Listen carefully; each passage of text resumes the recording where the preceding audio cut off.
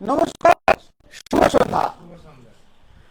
আজ আমাদের সাথে মানে আমি আমি ওনার ফ্যান আকাশ রায়চৌধুরী, একজন ফটোগ্রাফার শুধু না, মানে খুব ভালো একটা মনের মানুষ, যাকে আমি বহুদিন ধরে চিনি, বাকিটা পরে শুনবো।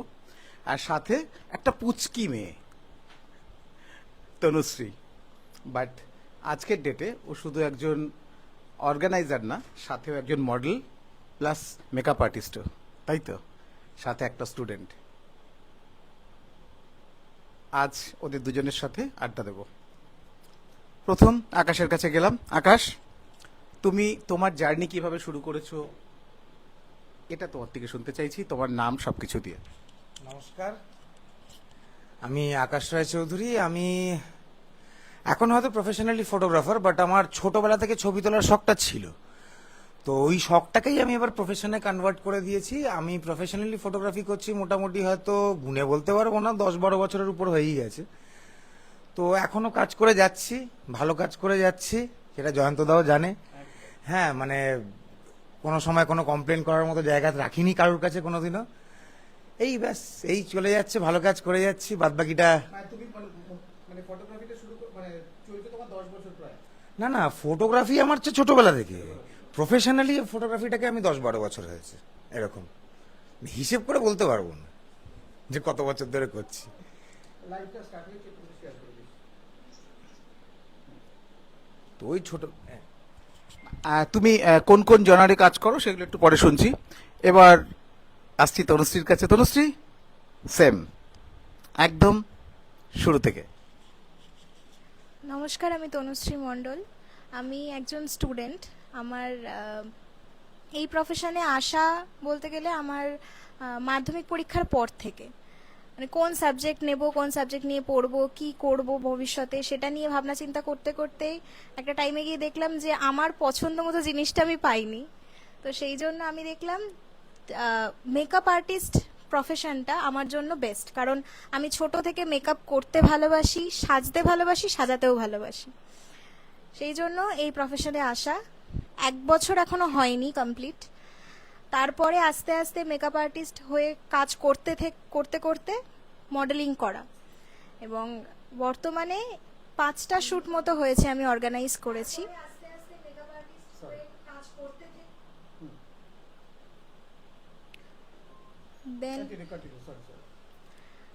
দেন অর্গানাইজিং শুরু। অ্যান্ড সব থেকে হেল্প পেয়েছি বলতে গেলে বাবা মার কাছ থেকে তো পেয়েছি, এবং স্যারের কাছ থেকেও ভীষণ হেল্প পেয়েছি। হেল্প না পেলে হয়তো এই জায়গাটা তৈরি করতে পারতাম না। এই ব্যাপারটাই আমি বলি, হেল্প বলতে ওর ডেডিকেশনটা এমনই যে ওকে হেল্প না করে কেউ থাকতে পারবে না। ওর যে ইচ্ছা, ওর যে কাজ করার যে ইচ্ছা, সবটা এতটা বেশি যেটাই খুব টাচ করে। এবং আজকের পরে আমার খুব মানে ভগবানের এটা একটা অদ্ভুত হয়তো ক্যালকুলেশন, যে আজকে ওকে আমি কালকে যখন আকাশের সাথে কথা হচ্ছিল, আকাশকে বললাম, আকাশ কালকে আমি একটা বাচ্চার সঙ্গে তোমায় আলাপ করাবো, তোমরা দুজন অনেক বড় বড় কিছু করবে। তোরা দুজন পাশাপাশি দাঁড়ালে কিন্তু একজন অর্গানাইজার একজন ফটোগ্রাফার, ব্যাপক হবে কিন্তু। যাই হোক, আচ্ছা, তোর ফ্যামিলি সাপোর্টটা নিয়ে একটু বল, যেটা আমার কাছে সব থেকে বেশি টাচি। প্রথমে বলি, ফ্যামিলি সাপোর্টটা প্রথম থেকে ছিল না, পাইনি। প্রথম থেকে মানে ফ্যামিলি লোকজন ভয় পেত যে এই প্রফেশনে তো অনেক রকম খারাপ হাতছানিও রয়েছে, তো আদৌ কি এখানে নিজেকে প্রতিষ্ঠিত করা সম্ভব, সেই জন্য অনেকভাবে আটকে রাখার চেষ্টাও হয়েছিল। কিন্তু আমি ভীষণ অবাধ্য, আমি শুনিনি, আমি শুরু করে দিয়েছিলাম। এবার আস্তে আস্তে যখন কাজ করতে শুরু করি, তখন বাবা মা দেখে যে না, ঠিকঠাকই চলছে, আমরা যদি সাপোর্ট দিই হয়তো আরও ভালোভাবে চলবে। সেইখান থেকেই শুরু করা। এখন বলতে গেলে প্রত্যেকটা শ্যুটে মা বাবা তো সাথে যাই, বাবা যখন ফাঁকা থাকে যায়, আর মা তো যাই, এবং সব রকমভাবে সাপোর্ট যাকে বলে। আমি একা যতটুকু না করি, আমার বাবা মা বোধহয় তার থেকে বেশি করে আমার জন্য। তো এটাই এটাই মানে চেয়েছিলাম যে এটা হোক, হয়েছে, ভবিষ্যতে আরও বেশি হবে, এটাই অনেক আমার কাছে। তোর বাবার চোখে দক্ষিণেশ্বরের শ্যুটটাই তোর প্রথম শ্যুট ছিল তো, মানে সেটা ছিল হচ্ছে 4th, না 4th জানুয়ারি। সেদিনকে আমার ডেটটা আমার কিছু মনে থাকে না, বাট ওর ডেটটা আমার স্পেশালি মনে আছে। ওর বাবা আমাকে একটা অদ্ভুত কথা বলেছিল। আমার একটা লাইভ চলছে।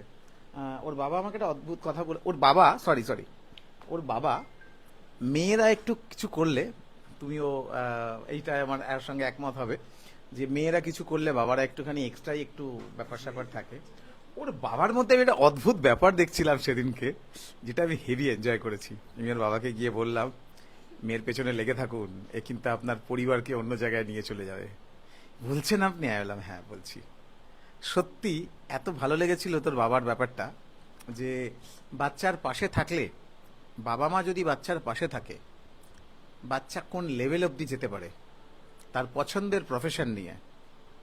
এটা অনেক বাবা মাই বোঝে না, হয়তো জোর করে তাকে একটা প্রফেশন চাপিয়ে দেয়। মানে জয়স্মিতা যখন কানাডায় পড়তে যাচ্ছিল, জয়স্মিতা কানাডায় পড়তে চলে যাচ্ছে, সেই সময় একটা বাধা এলো, 777 দুর্গার যে বাধাটা এলো, আমার পয়সা আটকে গেল। ওর পয়সা দিয়েই আমি 777 দুর্গা করেছিলাম। আলটিমেটলিও যাওয়া হলো না, বাট সেই বছর থেকে ও মডেলিং প্রফেশনে এমন হয়ে গেল যে আজকের ডেটে কলকাতায় ওকে কম্পিট করার মতন কেউ নেই। সেটাই তো বলছি, কলকাতায় কম্পিট করার মতন কেউ নেই। সুতরাং বাচ্চারা যে প্রফেশনটা চায় সেই প্রফেশনটা তাদের দিতে হয়। আর এখনকার বাচ্চাদের জন্য এটা একটা ব্যাপার, এখনকার বাচ্চারা অত সহজে ভ্রান্ত হয় না, তাই তো? এখনকার বাচ্চাদেরকে সহজে ভ্রান্ত করা যায় না। তোমার থেকেও একই প্রশ্ন, যে মানে তোমার ফ্যামিলি সাপোর্ট। আমার ফ্যামিলি সাপোর্ট ছোটবেলা থেকে অলওয়েজ সব কিছুতেই সাপোর্ট করেছে আমাকে। মানে আমি এটা করব ওটা করব, যা করতে চেয়েছি সারা জীবন ধরে, সারা জীবন সাপোর্ট করে গেছে, এখনো অবধি সাপোর্ট করে যাচ্ছে, এখনো আমি জ্বালিয়ে যাচ্ছি আমার মা বাবাকে, সেটাও সহ্য করে যাচ্ছে। ফ্যামিলি সাপোর্ট ফুল রয়েছে আমার, মানে starting from my mother, father, আমার বউ, আমার শাশুড়ি, সবাই আমরা একসাথে থাকি। হ্যাঁ, কারোর কোনো অসুবিধা নেই। হ্যাঁ, আমি শুট করছি, আমার বউ পেছনে ঘুরে বেড়াচ্ছে, কোনো অসুবিধা নেই। মানে ফ্যামিলি সাপোর্টটা ফুল রয়েছে। আর তার উপরে আরো বড় সাপোর্ট হচ্ছে আমার মেয়ে। সে তো সবসময় আগে চলে আসবে, কোনো হয়তো মডেল এলো, পিপি এসো, পিপি বসো, পিপি জল দিচ্ছি, পিপি সব করছি, পিপিকে সব করে দিচ্ছে ও। তো মোটামুটি ফ্যামিলি সাপোর্ট নিয়ে আমার কোনোদিনও কোনো প্রবলেম হয়নি, মানে সবসময় সাপোর্ট পেয়েছি, সবার থেকে পেয়েছি। এটাই আমি আমার ক্ষেত্রে একই জিনিস বলি, যে এই যে আজ রুমাদির জন্যই আজকে আমি জেডি হয়ে গেছি। আজকে রুমাদিকে সাপোর্ট করতে গিয়ে কিন্তু আমি জেডি স্যার হয়ে গেছি। এই যে এত বড় বড় ইভেন্ট হয়, যে ইভেন্টে আমরা দুজন পাশাপাশি দাঁড়িয়ে যে একটা ছবি তুলব, সেটা আমাদের হয়ে ওঠে না, কিন্তু দিনের শেষে প্রচুর মানুষের কাছ পর্যন্ত আমরা পৌঁছতে পারি, এটা আমাদের কাছে একটা বড় পাওনা হয়। সুতরাং ফ্যামিলি সাপোর্ট একটা অনেক বড় সাপোর্ট। মানে যেখান থেকে আমার যখন এই লাইভ শোটা শুরু হয় প্রথম লকডাউনের সময়, তখন আমার মেয়ে ক্যামেরায় বসতো, রুমাদি ওখানে বসতো, ছেলে এখানে বসে থাকতো, এবং ওই যে আমি লাইভটা যখন করতাম তখন আমার কথাবার্তার পাওয়ার অদ্ভুত একটা ভাবে বেড়ে যেত। ইভেন যখনই আমি দেখি রুমা দাশগুপ্ত দেখাচ্ছে, রুমা দাশগুপ্ত ওয়াচিং, ব্যাস এই যে ব্যাপারগুলো না, এগুলো আমি আমাদের সেকশন থেকে বেরিয়ে বলছি, সব বাচ্চাদের কাছেই না বাবা মায়ের সাপোর্টটা ভীষণ দরকার। এই যে বাচ্চারা যখন স্কুলে পারফর্ম করে, যাদের বাবা মা যায় তাদের মানসিকতা একরকম হয়, আর যাদের বাবা মা যায় না তাদের মানসিকতা কিন্তু একরকম হয়। এই যে এতদিন ধরে তুই কাজ করছিস, এই কাজের মধ্যে সব থেকে মেমোরেবল কি? মেমোরেবল প্রত্যেকটা ইভেন্টই, এবং সব থেকে মেমোরেবল বলতে গেলে আমি যেদিন ফার্স্ট মেকআপ ক্লাসে জয়েন করি, আমার মনের মধ্যে একটা আলাদাই এক্সাইটমেন্ট ছিল। মানে নাচতে নাচতে ক্লাসে ঢুকেছিলাম, ম্যাম আমাকে বলছে তুমি নাচছো কেন? আমি বলছি আনন্দে ম্যাম, নিজের স্বপ্নটা সত্যি হতে যাচ্ছে, আনন্দে নাচছি। আর সেকেন্ডলি হচ্ছে 4 জানুয়ারি যে শ্যুটটা হয়েছিল, আমি 4 জানুয়ারির আগে দুটো ডেট ফিক্স করেছিলাম যে এই দুটো ডেটে আমি শ্যুটটা নামাবো, কিন্তু পারিনি, হয়ে ওঠেনি। প্রচুর মানুষের থেকে অনেক রকম মন্তব্য শুনেছি যে কথা দিয়ে কথা রাখতে কেন পারছো না, তো মনটা ভেঙেও গেছিল। তারপরে 4 জানুয়ারিটা অ্যাট লাস্ট সাকসেসফুল হয়, ওটাও মেমোরেবল। প্লাস হচ্ছে প্রত্যেকটা শ্যুট আমার কাছে, আমি কোনোদিন ভুলবো না, প্রত্যেকটা মানুষের ভালোবাসা পেয়েছি, প্রত্যেকে আমাকে একই কথা বলেছে, আরো এগিয়ে যাও, আমরা পাশে আছি। প্রত্যেকটা শুট আমার কাছে ভীষণ মেমোরেবল। র্যাম্পটা তৈরি হয়েছিল না হ্যাঁ, র্যাম্প হয়েছিল। প্রথম শোয়ে? হ্যাঁ, ওটা আপনিই করিয়েছিলেন ওখানে গিয়ে। কিন্তু সেদিনকে আমার যেহেতু শোভাবাজার রাজবাড়িতে যাওয়ার ছিল, হ্যাঁ, সেই জন্য আমি পুরোটা কমপ্লিট করতে পারিনি। আমি বললাম যে তোরা কন্টিনিউ কর, আমি যাচ্ছি ওখানে। মানে ওটা তোর ফার্স্ট শুট ছিল, তাই তো? হ্যাঁ, ওটাই ফার্স্ট। আকাশ, তোমার ক্ষেত্রে বলি, তোমার ফার্স্ট শুটের কথা মনে আছে? অ্যাজ এ মডেল, মানে মডেল শুট, ফার্স্ট শুটের কথা মনে আছে? মেমোরেবল কিছু শুট বলো। মেমোরেবল শুট হচ্ছে প্রথম, মানে প্রথমে তো স্টার্ট করি, মানে টাকা পয়সার কোনো ব্যাপার নেই। প্রথমে তো শুরু করি একজন দুজন বন্ধু বান্ধবকে ডেকে হ্যানতে, প্রথমে তো গাছপালার ছবি তুলে বেড়াতাম, এইসব করে বেড়াতাম। তারপরে আস্তে আস্তে দেখলাম যে না, এবারে এটাকে আস্তে আস্তে প্রফেশনে চেঞ্জ করি। তারপরে ওখানে আস্তে আস্তে মডেলদের ছবি তুলতে শুরু করলাম। আর প্রথম সবচেয়ে মজা পেয়েছিলাম যেদিনকে ফার্স্ট পেমেন্ট পেয়েছিলাম 500 টাকা। ওটা সবচেয়ে মেমোরেবল আমার।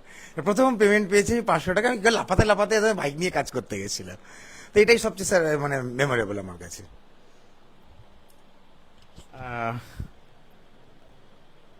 আমার সঙ্গে, মানে আমাদের সঙ্গে তোমার কিরম ভাবে আলাপ জানো? ফেসবুকে রুমাদি ছিল আমার সাথে, রুমাদির মেকআপের কাজ ফাজ দেখতাম, তারপর তোমাদের এই ঘরের শুট ফুটও দেখতাম। তারপরে আস্তে আস্তে তোমাকে দেখতে পেলাম, তারপরে তোমার সাথে আলাপ হলো। তারপরে আস্তে আস্তে এই যে দিনের পর দিন আস্তে আস্তে এই কথাবার্তা হ্যান ত্যান হতে হতে, তারপর তোমাকে তো আমার যখন আমার প্রোডাকশন হাউসের যখন মানে ইনঅগারেশন করলাম, তোমাকে তো ইনভাইট করেছিলাম, তুমি এসেছিলে। ব্যাস এরকম ভাবেই আমাদের আস্তে আস্তে দিনের পর দিন আমাদের সম্পর্ক গড়িয়ে যাচ্ছে।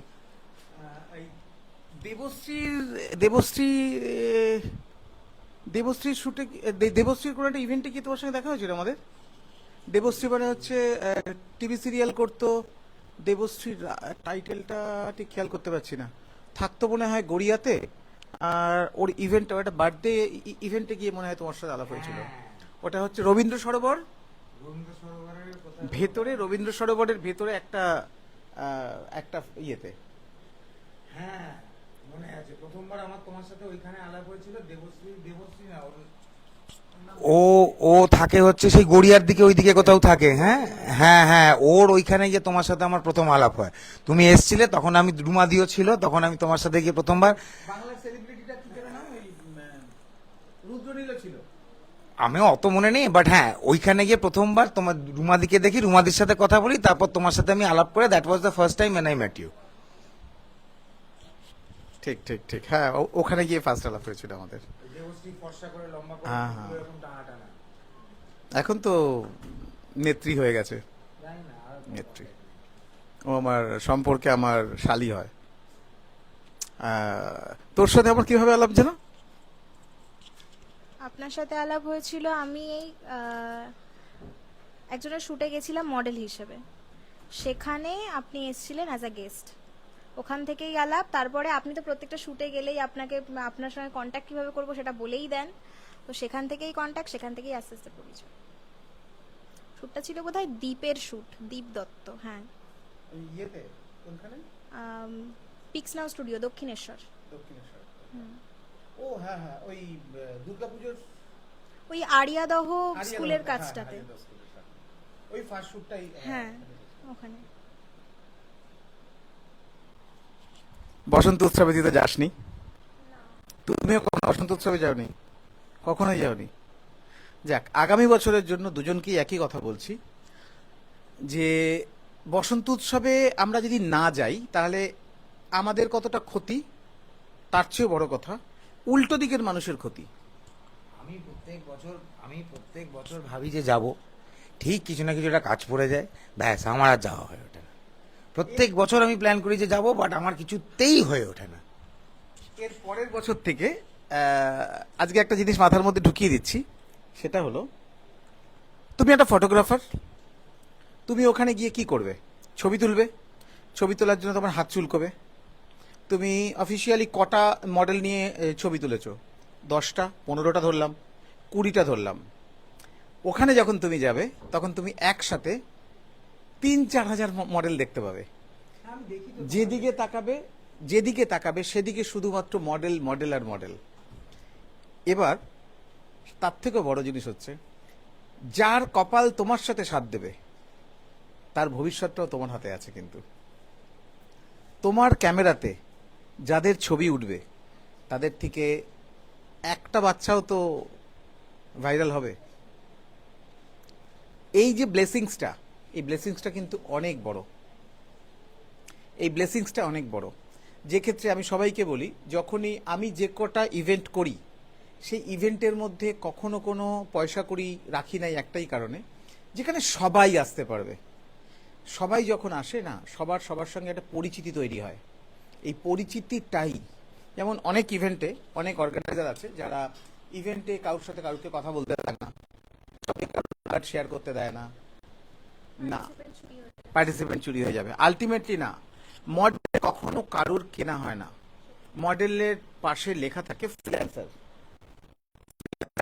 টু ফ্রিল্যান্সার টু, যে তুমি মার্কেটে কাজ করতে এসছো, যা যেখানে তুমি কাজ পাবে, যেখানে তুমি সম্মান পাবে, যেখানে তুমি পয়সা পাবে, পয়সার সাথে সম্মান পাবে, সেখানে তুমি গিয়ে কাজ করবে। তোমরা যদি ওখানে যাও তাহলে তোমার চোখ খুঁজবে মডেল, যে মডেলটা তোমার চোখে এসে পড়বে তার সঙ্গে তুমি ওখানে শ্যুট করবে, তাকে নিয়ে তুমি ইনডোর শ্যুট করবে, আউটডোর শ্যুট করবে, তাকে নিয়ে তুমি দুটো তো শ্যুট করবেই। এরকম 5টা মডেল যদি তোমার ভাগ্যে এসে পড়ে গেল, 5টা মডেল থেকে একটা মডেল তো নাম করে বেরিয়েই যাবে। এটা কিন্তু ভগবান তোমাকে দিয়ে করালো। সেম একটা অর্গানাইজার, তুই কিন্তু ওখানে গিয়ে মডেল খুঁজবি, তুই কিন্তু ওখানে গিয়ে মেকআপ আর্টিস্ট খুঁজবি। কেন? তোর কাজটা হলো মাসের শেষে একটা শ্যুট অ্যারেঞ্জ করব যেখানে মডেল আর মেকআপ আর্টিস্টের কম্বিনেশন থাকবে। যাদেরই দোলের পরে ইভেন্ট থাকে, শো থাকে, আমি সবাইকে বলি বসন্ত উৎসবে আসবি, পকেটে কার্ড রাখবি, ভিজিটিং কার্ড রাখবি, ঘুরবি, যাকে ভালো লাগবে তার হাতে একটা করে কার্ড দিয়ে দিবি, আর তার সঙ্গে একটা সেলফি তুলে ফোন নাম্বার নিয়ে নিবি। আচ্ছা আচ্ছা মানুষ দাঁড়িয়ে গেছে, আচ্ছা আচ্ছা মানুষ না, পুরো ইন্ডাস্ট্রি দাঁড়িয়ে গেছে, পুরো ইন্ডাস্ট্রি দাঁড়িয়ে গেছে। কোনো একটা এখানেই আছে হকাই বলে, রেড কালারের ইয়েটা হকাই, হকাই 2024-এ ওর একটা বসন্ত উৎসবের পরেই একটা শো ছিল। আমাকে বললো দাদা পার্টিসিপেন্ট দাও। আমি বললাম পার্টিসিপেন্ট তো আমি কাউকে ডিরেক্ট দিই না, আমি কখনো কাউকে ডিরেক্ট কাউকে প্রপোজ করি না যে তুই এই কাজটা কর। আমি তার পোস্টারটা আপলোড করি, সেখান থেকে যে এনকোয়ারিগুলো আসে আমি বলি ডিরেক্ট কথা বল, কেন আমি এক তো অত মাথায় রাখতে পারি না। ও 2টো দিন ওখানে শুধু ছিল, ও ওখান থেকে যা মডেল কালেকশন করেছে, আমার মনে হয় না কলকাতায় এর থেকে বেশি মডেল নিয়ে কেউ র্যামশো করেছে। 127 না 28 জনকে নিয়ে ও র্যামশো করেছে বসন্ত উৎসবের ঠিক 9 দিন পর। 9 দিন পর ওখান থেকে শুধু ও মডেল কালেকশন করেছে। কারণ ওখানে তো একটা অনেক বড় জগৎ, অনেক বড় জগৎ, সবাই সবাই ওখানে মার্কেটিং করতে আসে। যারা এই যে আগের সপ্তাহে যে বাচ্চা মেয়ে দুটো ছিল, ওই খুব ছিপছিপে চেহারা, বসন্ত উৎসবের ভাইরাল মডেল দুজন, খেয়াল করেছিস কিনা জানি না, ওরা দুজন ছিল আগের সপ্তাহে। ওরা বসন্ত উৎসবে, ওরা একটা মেয়ে তো প্রতি বছরই যায়, আর একটা বাচ্চা মেয়ে ওকে আমাকে জাস্ট ফোন করেছিল, স্যার ওখানে গেলে আমি কি কি বেনিফিট পাবো? আমি কিচ্ছু পাবি না, সেজে গুজে চলে আসবি, ঘুরঘুর ঘুরঘুর করবি, ফটোগ্রাফারটা ছবি তুলবে, ভাইরাল হয়ে যাবি। ও আগের দিন আমাকে মজা করে এটাই বলে গেল, স্যার আপনি আমাকে বলেছিলেন ঘুরঘুর ঘুরঘুর করবি, আমি না ঘুরঘুর ঘুরঘুরই করেছি। বসন্ত উৎসবের ভাইরাল মডেলও এখন চুটিয়ে কাজ করছে, বাচ্চা মেয়ে একটা 17 ইয়ার্স ওল্ড। সুতরাং পরের বছর প্ল্যান করে রাখবি যে আমাকে বসন্ত উৎসবের 2 দিন মাঠে বডি ফেলে দিতে হবে, আর নিজেও নিজেও খুব সুন্দর করে সাজবো, প্রেজেন্টেবল হব, অনেক ফটোগ্রাফারের কাছে গিয়ে ছবি তুলবো। ওই 2টো দিন হচ্ছে আমাদের কাছে ফ্যাশন ইন্ডাস্ট্রিতে, আমাদের কাছে একটা এক কথায় উৎসব, মিলন উৎসব। ওখানে সেই কদিন কোনো না শত্রু থাকে না মিত্র থাকে। ইভেন এটা দেখা যায় অনেকের সঙ্গে শত্রুতা হয়েছে, খারাপ সম্পর্ক হয়ে গেছে, কিন্তু ওখানে গিয়ে আবার সবার সঙ্গে সবার মিল হয়ে যায়। ওটা একটা এমন জায়গা। যাই হোক, তোকে জিজ্ঞেস করছি, এখনো অবধি ফ্যাশন ইন্ডাস্ট্রিতে আসার পরে নেগেটিভ কিছু তোর সাথে ঘটেছে? এখনো অবধি ঘটেছে? তারপরে তোমার কাছে আসছি। নেগেটিভ দিয়েই শুরু হয়েছে আমার অর্গানাইজিং। আমি যখনই অর্গানাইজ করতে গেছি তখনই প্রচুর মানুষের থেকে খারাপ মন্তব্য যেমন পেয়েছি, অনেক ভুলভাল জায়গায় মানে ঢুকেও পড়েছিলাম যেখানে আমার হয়তো আমার জন্য সেই জায়গাটা ঠিক ছিল না।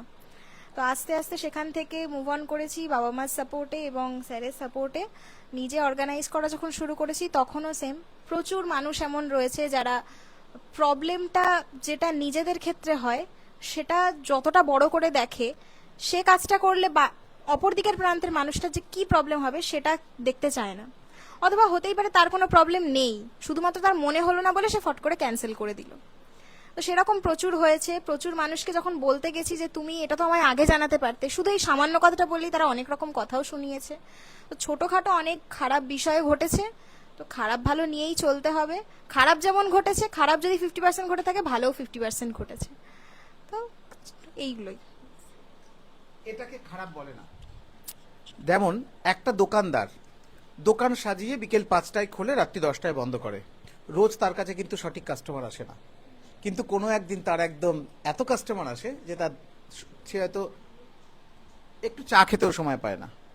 ক্যান্সেলেশন যে কোনো কাজে তোকে ধরে রাখতে হবে যে যদি আমার কাছে 50টা পার্টিসিপেন্ট হয় তাহলে আমার ক্যান্সেলেশন অ্যাটলিস্ট 15-20% ক্যান্সেলেশন হবে।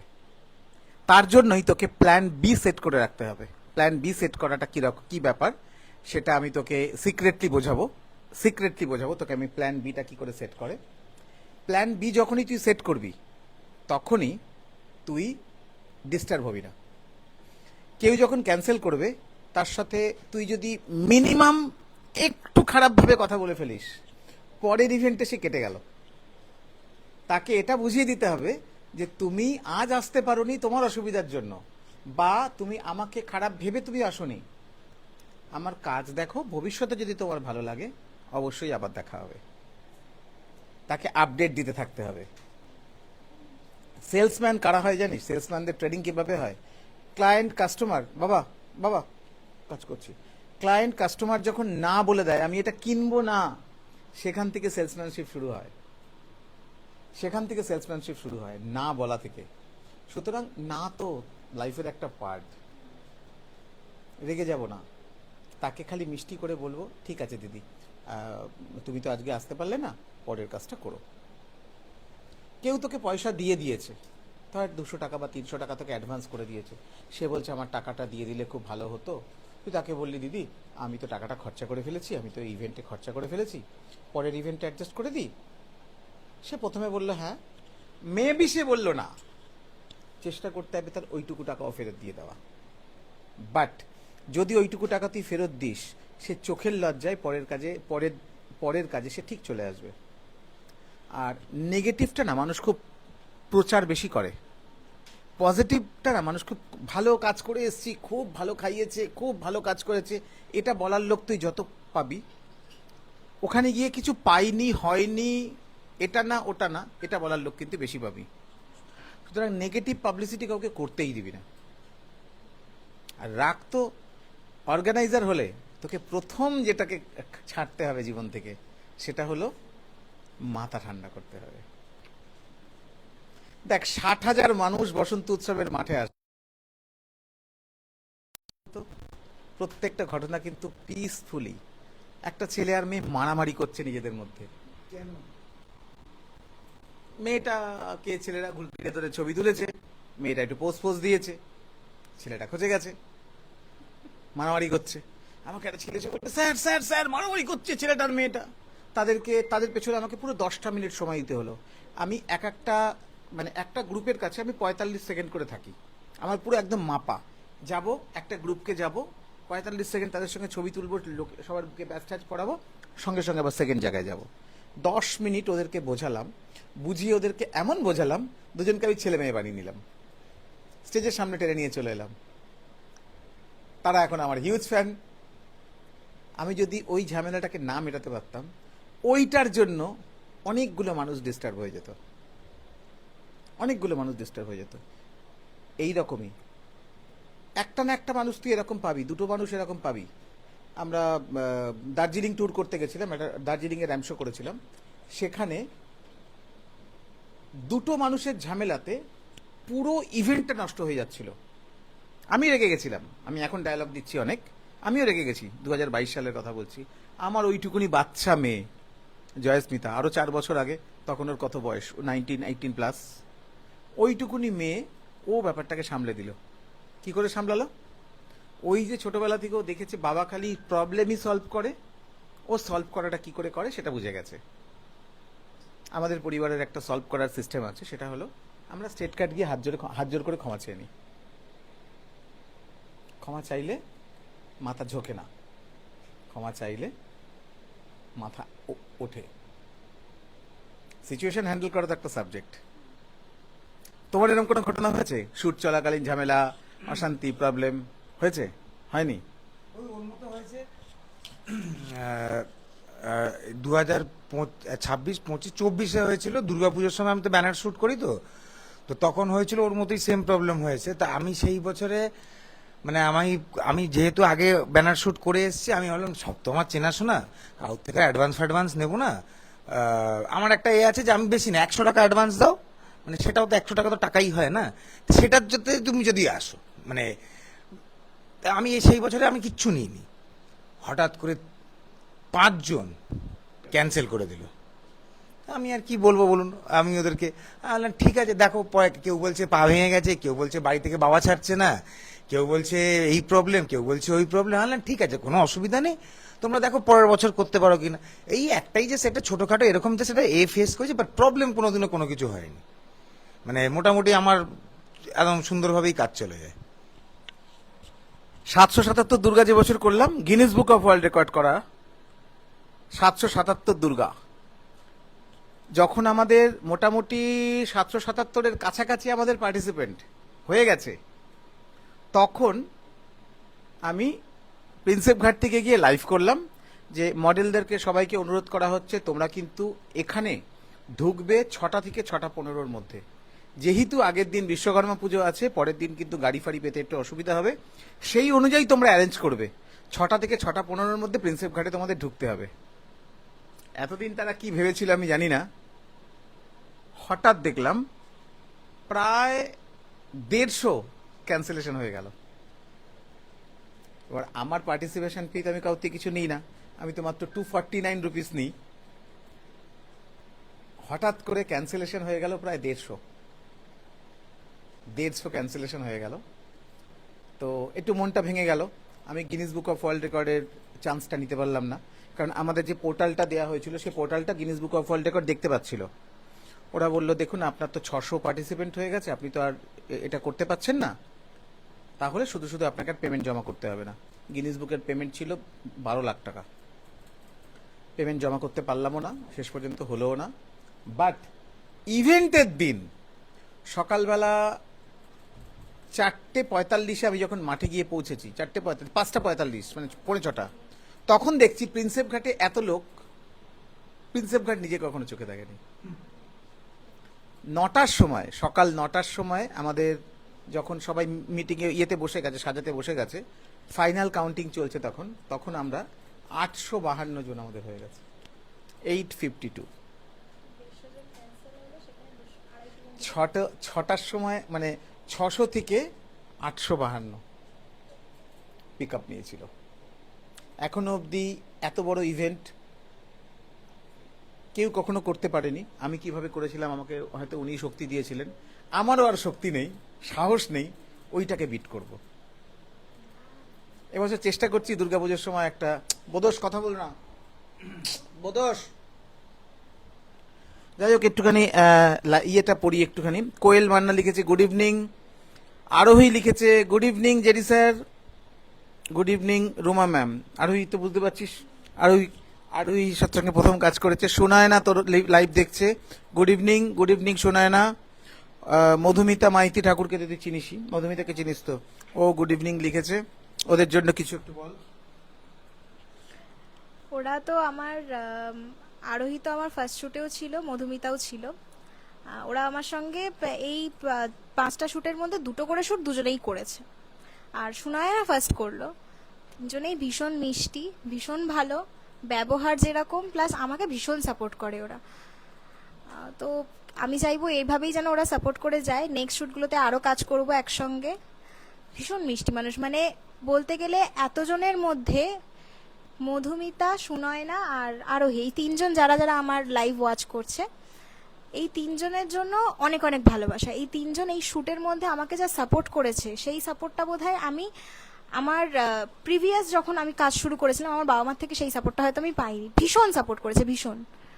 মডেল, মেকআপ আর্টিস্ট, কন্ট্যাক্ট দেওয়া থেকে শুরু করে বিভিন্ন রকম হেল্প সবসময় আমাকে করেছে। অনেক অনেক ভালোবাসা ওদের জন্য। আমি তোকে আরেকজনের সাথে আলাপ করিয়ে দেবো, যে আমাদের যত বড় ইভেন্ট হয়, পৃথা, যাকে আমি খানিকক্ষণ আগে ফোন করে বললাম লাইভটা ব্রডকাস্ট করে দে, পৃথাদির সাথে আলাপ করিয়ে দেবো। 21, ও আমাদের ফ্যামিলিরই মেয়ে। ও তোকে এবারে মডেলের এই যে ক্যালকুলেশনটা, এটা করতে তোকে সাহায্য করবে। ও 5 বছর ধরে আমাদের এই অর্গানাইজেশনের অ্যাডমিন। যাই হোক, গতকালকে ওকে আমরা আইটা ক্লাবের অ্যাডমিন করেছি। মানে আমাদের অর্গানাইজেশনের এখনো অবধি সব থেকে কম বয়সী অ্যাডমিন, যে কালকে এসেই আজকে একটা বেশ দারুণ একটা ডিসিশন নিয়েছে সকালবেলা। আমার খুব ভালো লেগেছে ব্যাপারটা। আমি তখন খুব ফুটেজ খেয়েছি, আমি তখন একটা অফিসের মিটিংয়ে ছিলাম, আমি খুব ফুটেজ খেয়েছি। মানে আমি একটা এমন বাবা, মেয়েরা কিছু করলে আমার যেন একদম বেশ দারুণ বেশ লাগে একটা।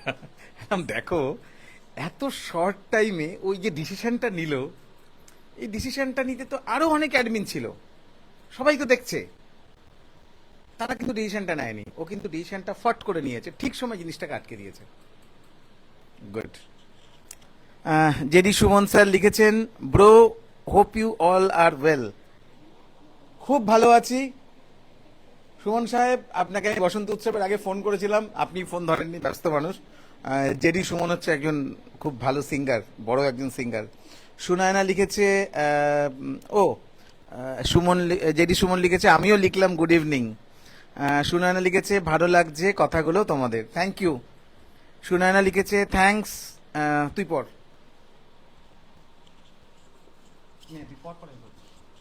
থ্যাঙ্কস তনুশ্রীদি, তুমিও আমাদের অনেক সাপোর্ট করেছো। তোমরা ভালো করে কাজ করো, এগিয়ে যাও, আমরা তোমাদের সাথে থাকবো। Thank you so much Sunayana, তোমাকে নেক্সট শুটে অবশ্যই তোমার সঙ্গে আবার কাজ করব। খুব ভালো লেগেছে তোমার সঙ্গে কাজ করে। তোমার মেকআপ আর্টিস্ট আমাকে বলছে আমার মডেল ভীষণ ভালো ছিল, মানে লাস্ট মোমেন্টে ক্যান্সেলেশনের জন্য সুনয়নাকে নেওয়া আমার, বলছে হয়তো ওই মডেলটা ক্যান্সেল না হলে এত ভালো মডেল আমি পেতাম না। ওর দারুণ ছবি উঠেছে কালকে। হ্যাঁ, ও আমাকে বলে রেখেছে যে নেক্সট কোনো শুট হলে অবশ্যই বলবে, আমি করব। ওর সাথে আমি মে মাসেও একটা শুট করব, মানে আমি সাজাবো ওকে। ওর ফেসটাও পছন্দ হয়েছে আমার, ব্যবহারও ভীষণ ভালো। করব, মে মাসের একটা শুট রয়েছে, সেখানে ওকে নিয়ে কাজ করব। আমার খুব প্রিয়। এবার তোকে আকাশ দা নিয়ে শুট করবে একটা, সেই দিনকে যেদিনকে করবি সেদিনকে আকাশ দা তোর ছবি তুলবে। যা, তোমার এখনো অবধি কাজ করা সব থেকে বেস্ট মডেলকে? আমার এখনো অবধি কাজ করা বেস্ট মডেল আমার মেয়ে, একদম। মানে ছোটবেলা থেকে জন্মেছে ক্যামেরার সামনে, 2 বছর বয়স, ক্যামেরার সামনে আমি ছবি তুলেছি। বড় মডেলটা যেমনি হয় না, ছবি তুললাম, দেখি ফটোটা কেমন এসছে, হ্যাঁ দেখি ফটোটা কেমন এসছে, হ্যাঁ ফটো দেখি, হ্যাঁ। আর ওকে মানে ও ছোটবেলা থেকে, যেহেতু আমার বাড়িতে সবাই একটু সাজগোজের দিকের মধ্যে রয়েছে, হ্যাঁ, ছোট্টবেলায় পোজ দিতে কে, ও নিজের দাঁড়িয়ে দাঁড়িয়ে পোজ দিচ্ছে। না, তোকে পোজ দিতে কে শেখাল? 1.5 বছর বয়স, আমি ক্যামেরা দিতে কিভাবে সেলফি তোলে। আমার বেস্ট মডেল ওই, এটা সত্যি কথা। আমি ফিউচার মডেল হিসাবে বলছি যে এ আমাদের ফ্যাশন ইন্ডাস্ট্রিতে প্রচুর নাম করবে, আমাদের ফ্যাশন ইন্ডাস্ট্রিতে প্রচুর নাম করবে। সে হলো স্ক্রিনে যাকে আমি এক্ষুনি দেখাচ্ছি, জানি না ওখানে কতটা দেখা যাবে, সিগন্যাল সমস্যা হচ্ছে।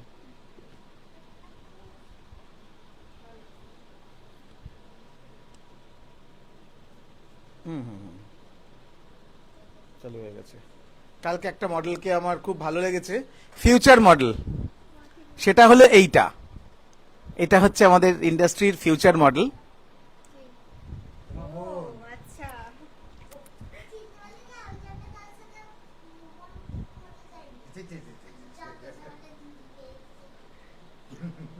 খুব ভালো লেগেছে আমার কালকে এই পুচকিটাকে। মধুমিতা লিখেছে, 2টো শুট করতে পারিনি, খুব মন খারাপ, বাট নেক্সট টাইম করব। তুমি এত মিষ্টি যে তোমার পাশে তোমাকে সাপোর্ট না করে থাকতে পারি না। আরো কাজ করো, আমি তোমার প্রতি শুটে যাওয়ার চেষ্টা করব। অবশ্যই তুমি এসো। আমিও ওকে বলতে পারিনি, কারণ আমার মডেল সিট ফুল হয়ে গেছিল যখন কন্ট্যাক্ট করেছে। এবার আর মডেল নিলে আমি জায়গা দিতে পারতাম না, ওই জন্য নেক্সট শুটে অবশ্যই তুমি এসো। তোমাকে অলওয়েজ ওয়েলকাম। দেখো দিদি, তো তোমাকে আমার মেয়ে ছবি পাঠিয়ে দিই।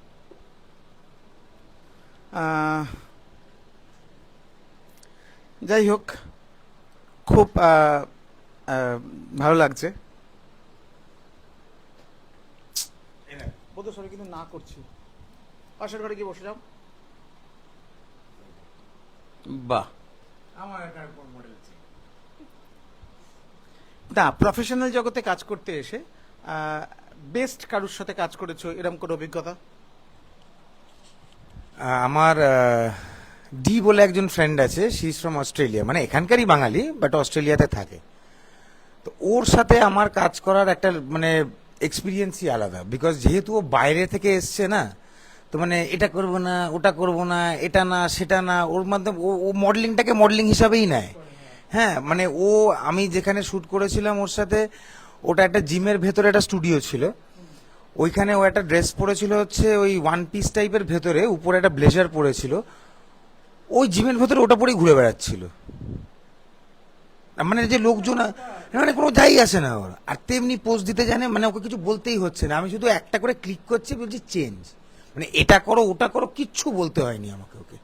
মানে ওর সাথে আমার কাজ করার এক্সপিরিয়েন্সটা একদম মানে প্রফেশনাল একদম, সে হয় না সে বাইরে থেকে না চেঞ্জ চেঞ্জ ওরকম টাইপের কাজ করেছিলাম। দিল্লি মুম্বাইতে তাই, দিল্লি মুম্বাইতেও তাই। আমি তো এখন অবধি যেতে পারিনি, মানে আমি আমার মেয়ের ক্ষেত্রে দেখি। হ্যাঁ, বেস্ট কাজ করে।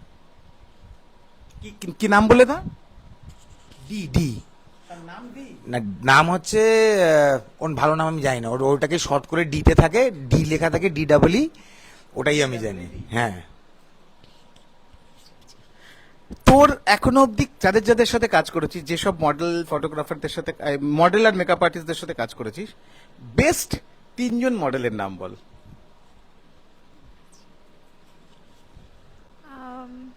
বেশ 3জন মডেলের নাম বললে বাকিরা তো রাগ করবে আমার ওপরে যে আমাকে কেন বলেনি। ঠিক আছে, সবার নামই বল যারা তোর কাছে বেস্ট। আচ্ছা, তাহলে এবার আমার কাছে একটু সহজ হলো। ফার্স্ট কাজ করেছিলাম, সেখান থেকে বেস্ট মডেল বলতে ওর নামটা কি ভুলে যাচ্ছি। আচ্ছা, ওর নামটা পরে বলছি। ত্রিনা রয়েছে, ত্রিনা ভৌমিক, একদম ফ্রেশার মডেল, কিন্তু পোস্ট যেরকম ভালো দেয়, ভীষণ মিষ্টি একটা মেয়ে, খুব ভালো ব্যবহার। আর তারপরে এই যে লাইভ দেখছে যারা, মধুমিতা প্লাস সুনয়না রয়েছে, ওদিকে সর্বাণী মানে আরোহী রয়েছে, আর সংযুক্তা, যার নামটা মনে করতে পারছিলাম না, সংযুক্তা ভীষণ মিষ্টি একটা মেয়ে, ওর উপর আমি সরস্বতী সাজিয়েছিলাম ওকে। আর মেকআপ আর্টিস্টদের মধ্যে রয়েছে অনিসা খাতুন রয়েছে, দীপ যার কথা বললাম, যেখান থেকে মানে মানে জয়ন্ত স্যারের সাথে পরিচয়, ও রয়েছে। আরও বেশ কিছু মেকআপ আর্টিস্ট রয়েছে, এই মুহূর্তে আমার নামগুলো সবার মনে পড়ছে না, কিন্তু সবাই ভীষণ ফেভারিট। মানে সবার ব্যবহার নিয়ে তো কোনো কথাই হবে না, হাতের কাজও ভীষণ সুন্দর। এখন অবধি কোন কোন ফটোগ্রাফারদের সাথে কাজ করেছিস তুই জানো? ফার্স্ট কাজটা করেছিলাম দীপ বলে একজনের সঙ্গে, দীপ মণ্ডল। তারপরে অঙ্কনদার সাথে কাজ করেছি, মনোজিতের সাথে কালকেই কাজ করলাম। তারপরে রয়েছে রাজদেবের সাথেও করেছি কাজ। এই কজনই, পরবর্তীতে আরও কাজ করব তাদের সঙ্গে। দীপাদির সাথে কাজ রয়েছে সামনে, দীপাদির সাথে কাজ করার ভীষণ ইচ্ছা, কিন্তু প্রথম প্রথম বাজেট প্রবলেমের জন্য হয়নি। হ্যাঁ, দীপা বর্মন, প্রথম থেকেই ভীষণ ইচ্ছা ছিল, মানে যখন থেকে ঢুকেছি অর্গানাইজারের প্রফেশনে তখন থেকেই ভীষণ ইচ্ছা দীপাদিকে নিয়ে আমি একটা শ্যুট করাবো। তো আছে, ওটাই নেক্সটে রয়েছে 17 মে, ওই শ্যুটটা দীপাদির সঙ্গে রয়েছে, ফটোগ্রাফার। যেটি সুমন সাহেব লিখেছেন, দেখা হবে আবার ব্রো, একদম দেখা হবে। একদিন তোমার সাথে লাইভ হবে, সেদিকে শুধু গান হবে, গান। সুনয়না লাভ সাইন দিয়েছে, দীপাংশু আইচ লিখেছে কেমন আছো জয়ন্তদা। আর হ্যাঁ, একটা কথা তো বলতে ভুলেই গেছি, শুভ নববর্ষ, শুভ নববর্ষ।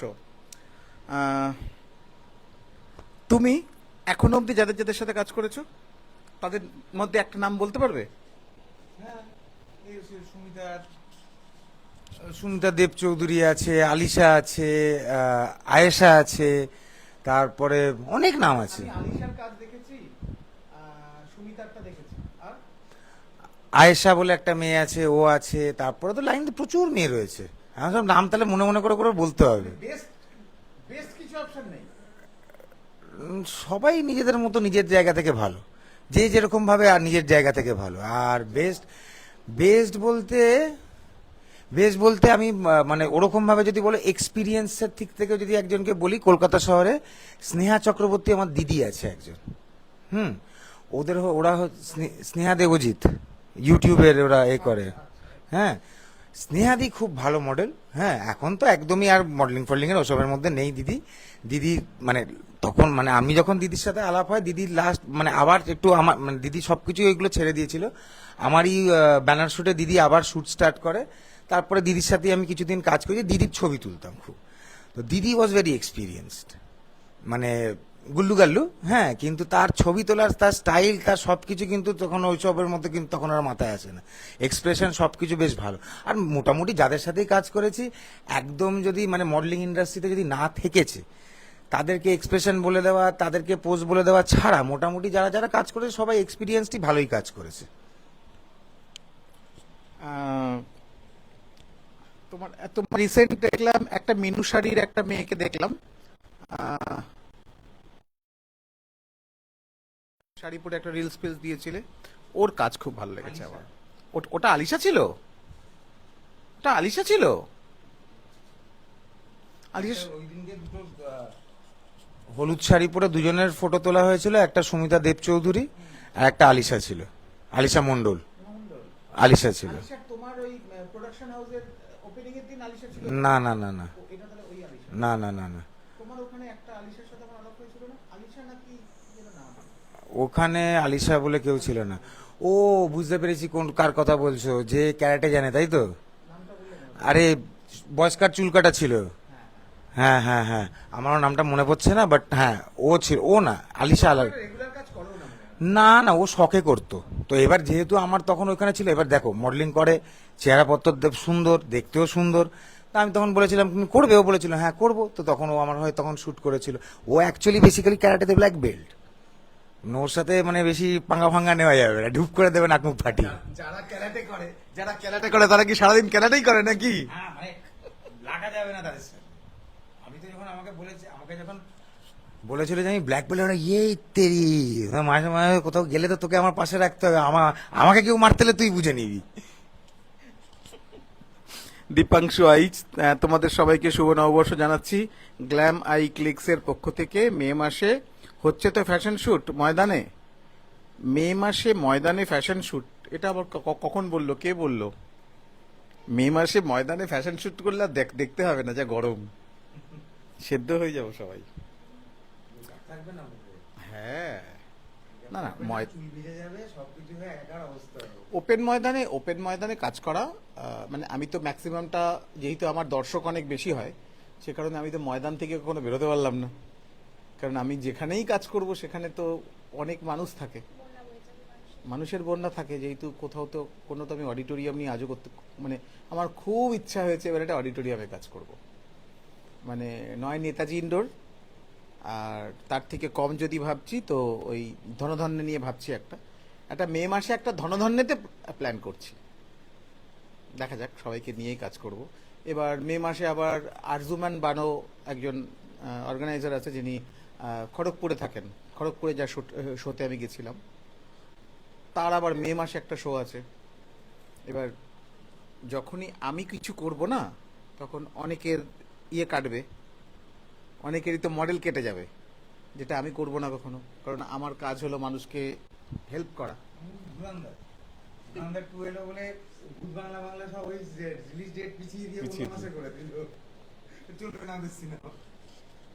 বাবা, 3-4-7 ঘন্টার সিনেমা, রাত্রি 12টায় ঢুকেছি, 3:30টায় সিনেমা শেষ হয়েছে। বাপরে বাপ, হলে একটা পা দেওয়ার জায়গা নিয়ে এত ভিড়।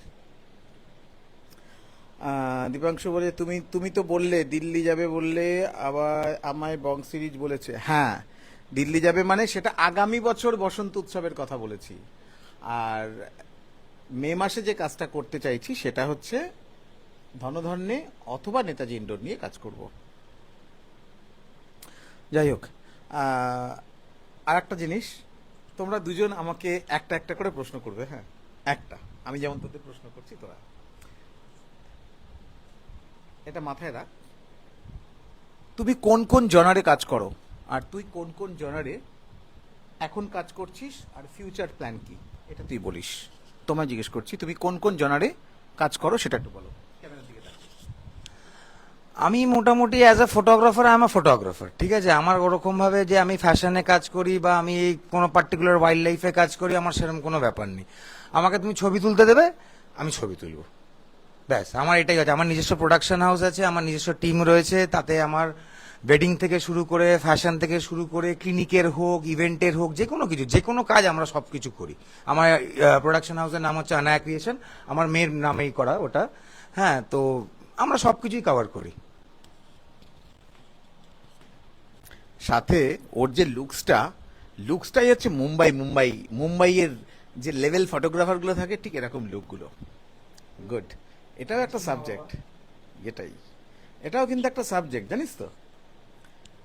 তুই কোনো বড় সেলুনে যদি যাস, কোনো পার্লারে যদি যাস, যারা হেয়ার কাট করতে এসছে বা যারা সার্ভিস দেওয়ার জন্য ওয়েট করছে, তারা কিন্তু নিজেদের খুব টিপটপ রাখে। এটাও কিন্তু একটা মার্কেটিং, এটাও একটা মার্কেটিং, এটা একটা মার্কেটিং। নে, এবার তোকে যেটা জিজ্ঞেস করলাম। আমি এখনো অবধি কাজ করেছি, ক্লায়েন্ট বেস কাজও করেছি, মডেল বেস কাজও করেছি, এবং অর্গানাইজার হিসেবে বেশিরভাগই আমার শ্যুট হয় ব্রাইডালের ওপরে। তো ইচ্ছে আছে পরবর্তীতে ওয়েস্টার্ন লেহেঙ্গা, বিভিন্ন রকম banner shoot, hoarding shoot.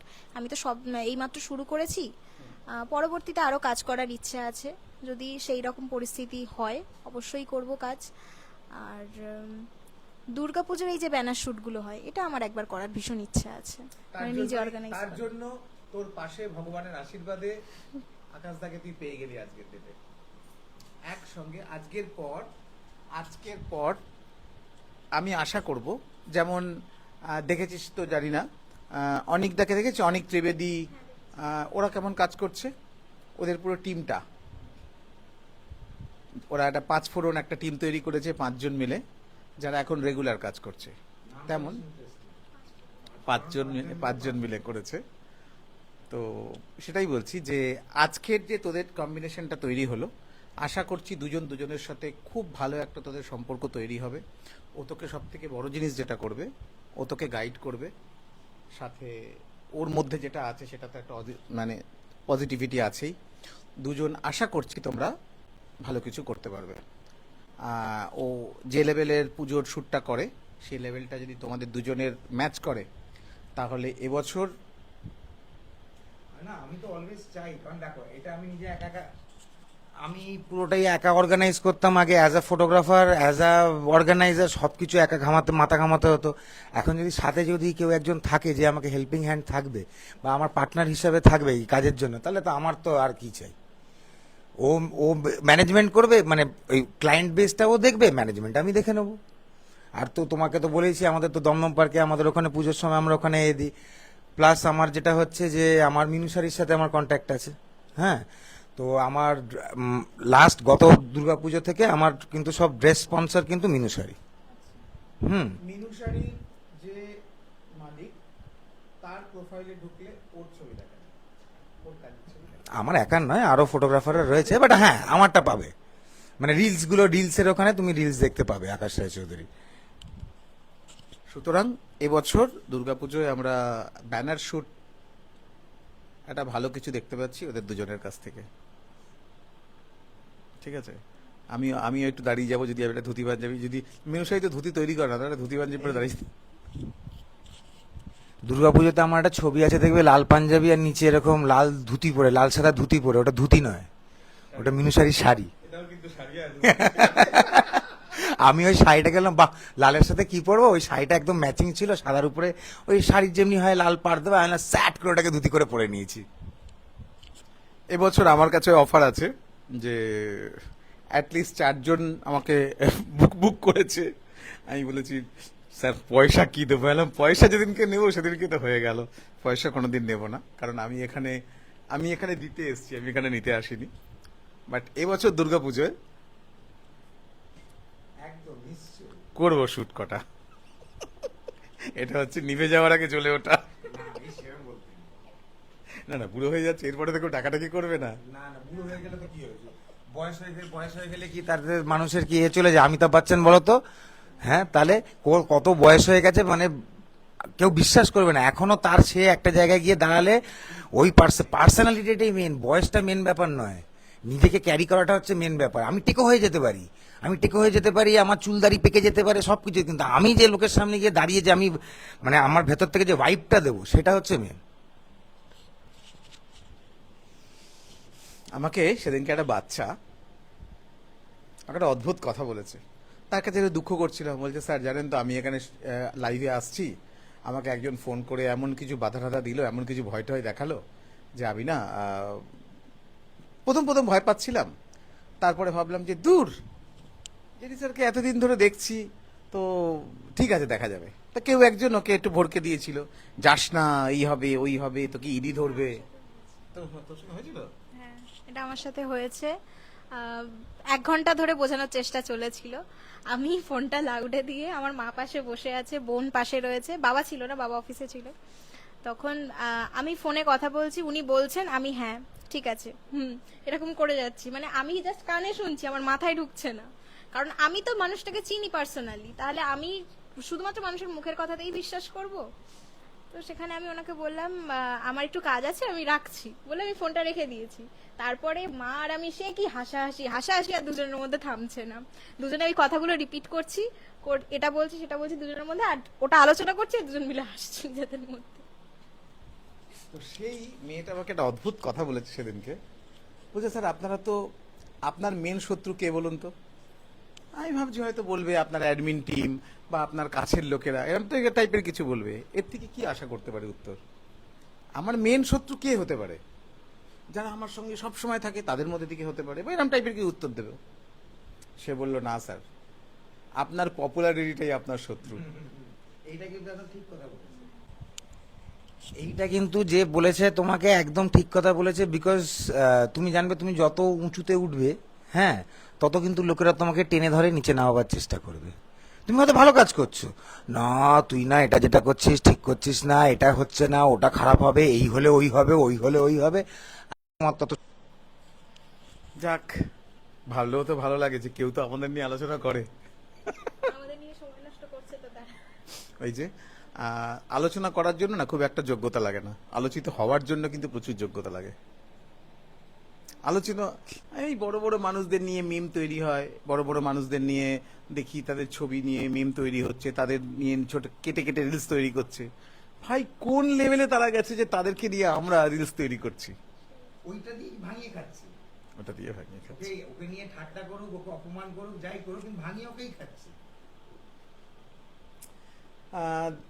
Dipanshu লিখেছে বয়স কখনো ম্যাটার করে না, আমাদের ঈশ্বর পাঠিয়েছেন একটা একটা কিছু নিদর্শন রাখার জন্য, যেমন উত্তম কুমার তার কাজের জন্য অনেকে মনে রেখেছে। আরে ছোটবেলা থেকে উত্তম কুমারকেই আমি চিনতাম একমাত্র, যাকেই আমি একমাত্র সারা জীবন কপি করে গেছি। আমি ছোটবেলা থেকে ভাবতাম এরম ভাবে ধুতি পাঞ্জাবি পরবো, কি নিবি না ধুতি পাঞ্জাবি, ছোট্টবেলা থেকে, মানে ওই যে ধুতি পাঞ্জাবির উপরে আমার একটা অদ্ভুত একটা টান, সে টানটা থেকে বেরোতে পারছি না। ক্লাব পার্টি করছি, ক্লাব পার্টি রাত্রিবেলা 11টার সময় ক্লাব পার্টি, রেডি হচ্ছি 9টা 9:30টার সময় রেডি হচ্ছি, কিনা ধুতি পাঞ্জাবি পাট পাট করে ধুতি পাঞ্জাবি, আর আমার ছেলে এসে চিৎকার করে উঠিয়ে দিল, তুমি ক্লাব পার্টিতে যাচ্ছ বাবা, তোমার ইভেন্ট, কেন তাহলে কি পরবো, কেন তুমি জিন্স পরবে? এবার জিন্স তো পরেছি, পরে গিয়ে তো ক্লাব পার্টিতে গেছি, জিন্স পরে তো আমার না মনে হচ্ছে আমাকে কেউ চিনতে পারছি না। না, আমিও দেখিনি। না, আমি তোমাকে কোনোদিনও কিন্তু মানে আমার এখনো অব্দি মনে পড়ছে না তোমার কোনো ফটো বা তোমাকে সামনাসামনি কোথাও দেখেছি বা তোমাকে ওয়েস্টার্নেতে আমি সারা জীবন তোমাকে ধুতি পাঞ্জাবিতেই দেখে গেছি। কনফিডেন্স লেভেল এত নেমে যায়, এই যে লাস্ট যে পুল পার্টিটা করলাম 12 তারিখে, যে লাস্ট পুল পার্টিটা করলাম, সেখানেও সবাই বলছে হেভি লাগছে হেভি লাগছে হেভি লাগছে, কিন্তু আমার কনফিডেন্স আসছে না, মনে হচ্ছে যেন কেউ আমার কথা শুনবে না। এই যে এবার সবাই অ্যাপ্রিসিয়েট করতেই ব্যস্ত, এবার আমার মেয়ে তো মানে এই ইন্ডাস্ট্রিতে মানে পার্টি ইন্ডাস্ট্রিতে আমার মেয়ে হচ্ছে একটা মানে খুব বড় সেলিব্রিটি। তারা বলছে আব জয়স্মিতা কা ড্যাড হো। বললাম, হ্যাঁ। সবাই আসছে, বেশ ছবি তুলছে, বাচ্চা বাচ্চা মেয়েগুলো সব ছবি তুলছে, কিন্তু নিজের মধ্যে মনে হচ্ছে কি ইস কি অস্বস্তি হচ্ছে। আর আমি জিন্স ফিন্স তো খুব একটা পরি না, এবার জিন্সটা পরেছি, জিন্স তো খালি নিচে নেমে যাচ্ছে, জিন্স তো খালি নিচে নেমে যাচ্ছে, মানে এক কথায় কনফিডেন্সই নেই নিজের। যাই হোক, তোমাদের শরীর ঠিক আছে তো? হ্যাঁ, আমার শরীর সবসময় ভগবানের আশীর্বাদে ঠিক থাকে, ঠিক রাখার চেষ্টা করি, কারণ অনেক কাজ বাকি আছে, এখনো 7 বছর আমার হাতে আছে, 7 বছরে প্রচুর কাজ করতে হবে। মানে আমার ধারণা হচ্ছে আমি 60 বছরের পরে আর কাজ করতে পারবো না হয়তো। আর 7টা বছর আছে আমার কাছে 60 বছর বয়স হতে, অনেকগুলো কাজ করে অনেক কিছু করতে হবে, ফ্যাশন ইন্ডাস্ট্রিটাকে একটা বেশ লেভেলে পৌঁছতে হবে, এটাই স্বপ্ন আমার। জানি না, কেউ একজন আমাকে বলেছে আমি ঘরের খেয়ে বোনের মোষ তাড়াচ্ছি। আরাম ভাই, এটাও তো একটা ভালোবাসা, এটাও তো ভালোবাসা। যাই হোক, বাবা 1 ঘন্টা হয়ে গেল। আচ্ছা, ফিউচার মানে 2026-এর অ্যাভারেজ ফিউচার প্ল্যান বল। অ্যাভারেজ প্ল্যান বলতে আপাতত শ্যুটের ডেটগুলো ফিক্স করেছি, কথা বলেছি ডিজাইনারদের সাথে, ফটোগ্রাফারদের সাথে। তারপরে প্রিভিয়াস শ্যুটে কি কি ফল্ট আছে সেগুলো আমি আমার প্রত্যেক শ্যুটের শেষে শেষে গ্রুপে জিজ্ঞেস করি যে আমার কি ফল্ট হয়েছে বা তোমাদের শ্যুটটা কেমন লেগেছে, তার সঙ্গে যেটা ফল্ট আছে সেটাও বলবে। আগের শ্যুট থেকে প্রচুর ফল্ট পেয়েছি, যেটা আমি নেক্সট শ্যুটে চেষ্টা করেছি সেটা যেন আর না হয়। এই শ্যুটটাতে, কালকে শ্যুটটাতে বেশিরভাগই সবই ভালোই বলেছে, খারাপটা দেখলাম না কাউকে বলতে। তো খারাপ তো অবশ্যই কিছু না কিছু আছে, কারণ একটা মানুষ তো কোনো সময়ই পারফেক্ট হতে পারে না। তো ফিউচারে প্ল্যানগুলো করেছি, আপাতত এক্সামের আগে অবধি প্ল্যানটা করা আছে, সেগুলো হোক আগে, তারপরে আবার এক্সামের পরে, এক্সামটা হয়ে গেলে আবার প্ল্যান করব তারপরে কিভাবে করব। এবার তুমি মানে দুর্গাপুজোর ব্যানার শুট বাদ দিয়ে আর কিছু প্ল্যান তোমার কাছে আছে? আমার তো দুর্গাপুজোর ব্যানার শ্যুটটা তো আসছে, তার সাথে আমি এখন নতুন একখানা মানে এটা জাস্ট আইডিয়া রেখেছি যে ফেসবুকে আমি নতুন করে এবার আমার সাবস্ক্রাইবার ওটা আসবে, তো আমি প্ল্যান করে রেখেছি যে টপ সাবস্ক্রাইবার যে থাকবে প্রত্যেক মাসে তাকে একটা আমি ফ্রি শ্যুট করে দেবো। তার সাথে আমি আস্তে আস্তে প্ল্যান করছি যে আমি পোর্টফোলিও, হ্যাঁ পোর্টফোলিও শ্যুটগুলো মানে যতটা অ্যাফোর্ডেবল প্রাইসে করে দেওয়া যেতে পারে, যেটা আমি তোমাদের আজকে আসার পরে যেটা বলছিলাম, পোর্টফোলিওর শ্যুট এখন লোকেরা এই যে কেউ 20,000 নিচ্ছে, 25,000 টাকা নিচ্ছে, সবাই তো পারে না দিতে, তাদেরও একটা স্বপ্ন থাকে। হ্যাঁ, তো আমি চেষ্টা করব যে 5,000 6,000 টাকায় তাকে 2-3টে লুক, সে দরকার পড়লে সে তার নিজের জামা আনুক, কিছু হোয়াট এভার ডিস, কিছুভাবে ওকে অ্যারেঞ্জ করে তার একটা পোর্টফোলিও দাঁড় করিয়ে দেওয়া, যাতে সে মেয়েটা বা হোক ছেলেটা হোক, সে তাতে ভবিষ্যতে একটা সুযোগ পায় কাজ করার জন্য। কারণ পোর্টফোলিওটা ইজ ভেরি ইম্পর্টেন্ট। হ্যাঁ, কারণ পোর্টফোলিও ছাড়া তুমি যদি প্রফেশনালি কাজ করতে চাও, পোর্টফোলিও খুব ইম্পর্টেন্ট। এইটা একটা চেষ্টা করি। আমি রিসেন্টলি একটা পোর্টফোলিও করে দিয়েছি 4,500 টাকায়, 4খানা লুকে। তাকে আউটডোর ইনডোর করে যেরম সেরম ভাবে হোক, যাই হোক, তার আমি একটা পোর্টফোলিও দাঁড় করিয়ে দিয়েছি। এরপরে আমার প্ল্যান হচ্ছে জানাডু বলে একখানা বিল্ডিং আছে রাজারহাটে, ওখানে আমার ভাইয়ের এয়ারবিএনবি আছে, আমার এক ভাইয়ের 3খানা রুম আছে। তো আমি আস্তে আস্তে ভাবছি ওদের উপরে ছাদে পুলও আছে, এই সামার সিজনটা আসছে, তাহলে ওইখানে কিছু শ্যুট করার, ইনডোরও হবে, ছাদেও আউটডোরও হয়ে যাবে। হ্যাঁ, এবার তার সাথে আস্তে আস্তে, এবার তোর সাথে তো আলাপ হয়েই গেল, এবার আস্তে আস্তে will try to go outside Mandarmani বা আউটস্কার্টসে গিয়ে কোথাও, যদি যারা অ্যাফোর্ড করতে পারবে তাদের জন্য। হ্যাঁ, তো তাদেরকে একটা গ্রুপ নিয়ে গিয়ে তাদেরকে মোটামুটি শ্যুট করে, সুন্দর করে একটা শ্যুট করে দেওয়া। তো এরকম অনেকগুলোই ছোট ছোট প্ল্যান রয়েছে, তো এগুলো এখন এবারে কাজে লাগাতে হবে আস্তে আস্তে। এই যে চিন্তা ভাবনাগুলো, এগুলোই কিন্তু আমাদেরকে এগিয়ে নিয়ে যায়, যেটা আমার আজকে ওর খুব ভালো লেগেছে। ও সবসময় করে, শুটের পরের দিন আবার নতুন কি করবে সেটা নিয়ে ওর মাথার মধ্যে ঘুরতে থাকে। আজকেও আমাকে আগের দিন থেকেই ঘুরতে থাকে, মানে যেদিন শুট সাকসেসফুল আমি দেখলাম আগের দিন, না এটা সাকসেসফুল হচ্ছে, তার আগের দিন থেকে ঘুরতে থাকে। মানে এটা আমি কোনোভাবেই আটকাতে পারি না, আমি তার আগের দিন থেকেই কথা বলতে শুরু করি নেক্সট শুট নিয়ে।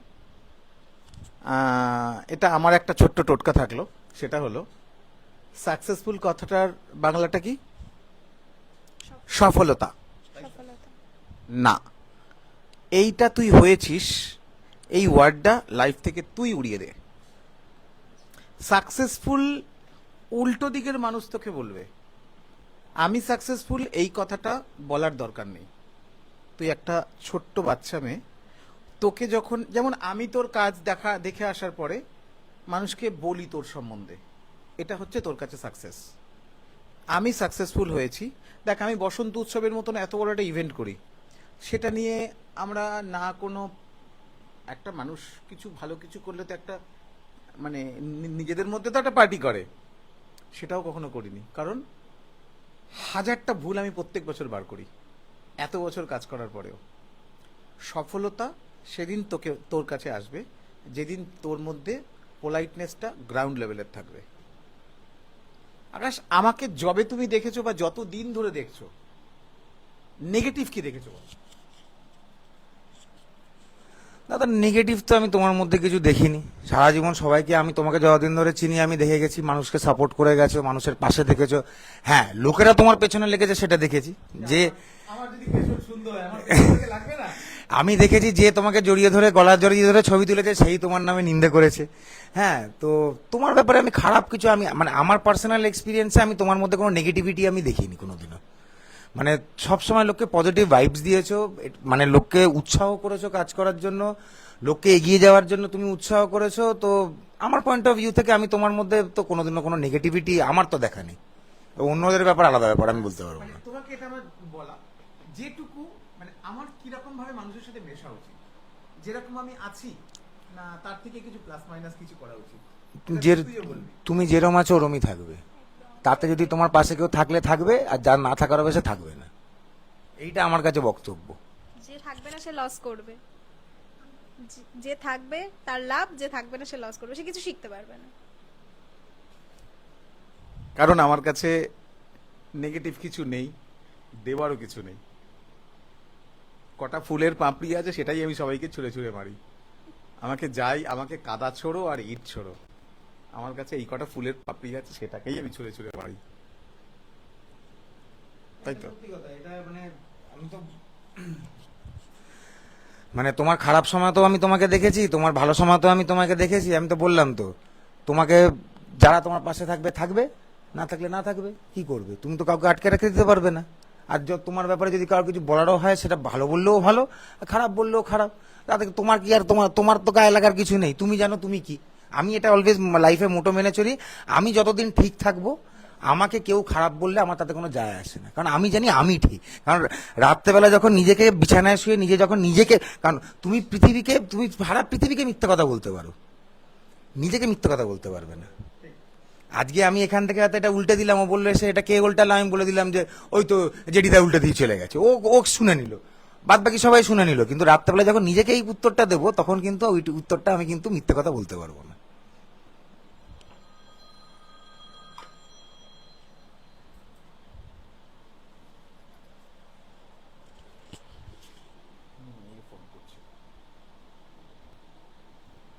হ্যালো মা, আমার লাইভ চলছে।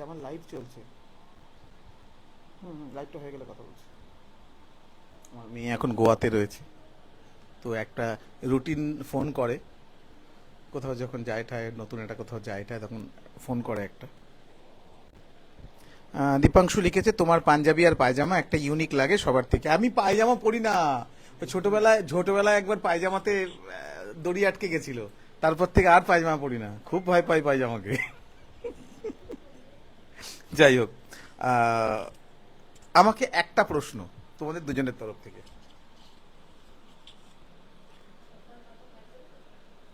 হ্যাঁ, আপনি সবসময় আমার পাশে থাকবেন তো, সেটা।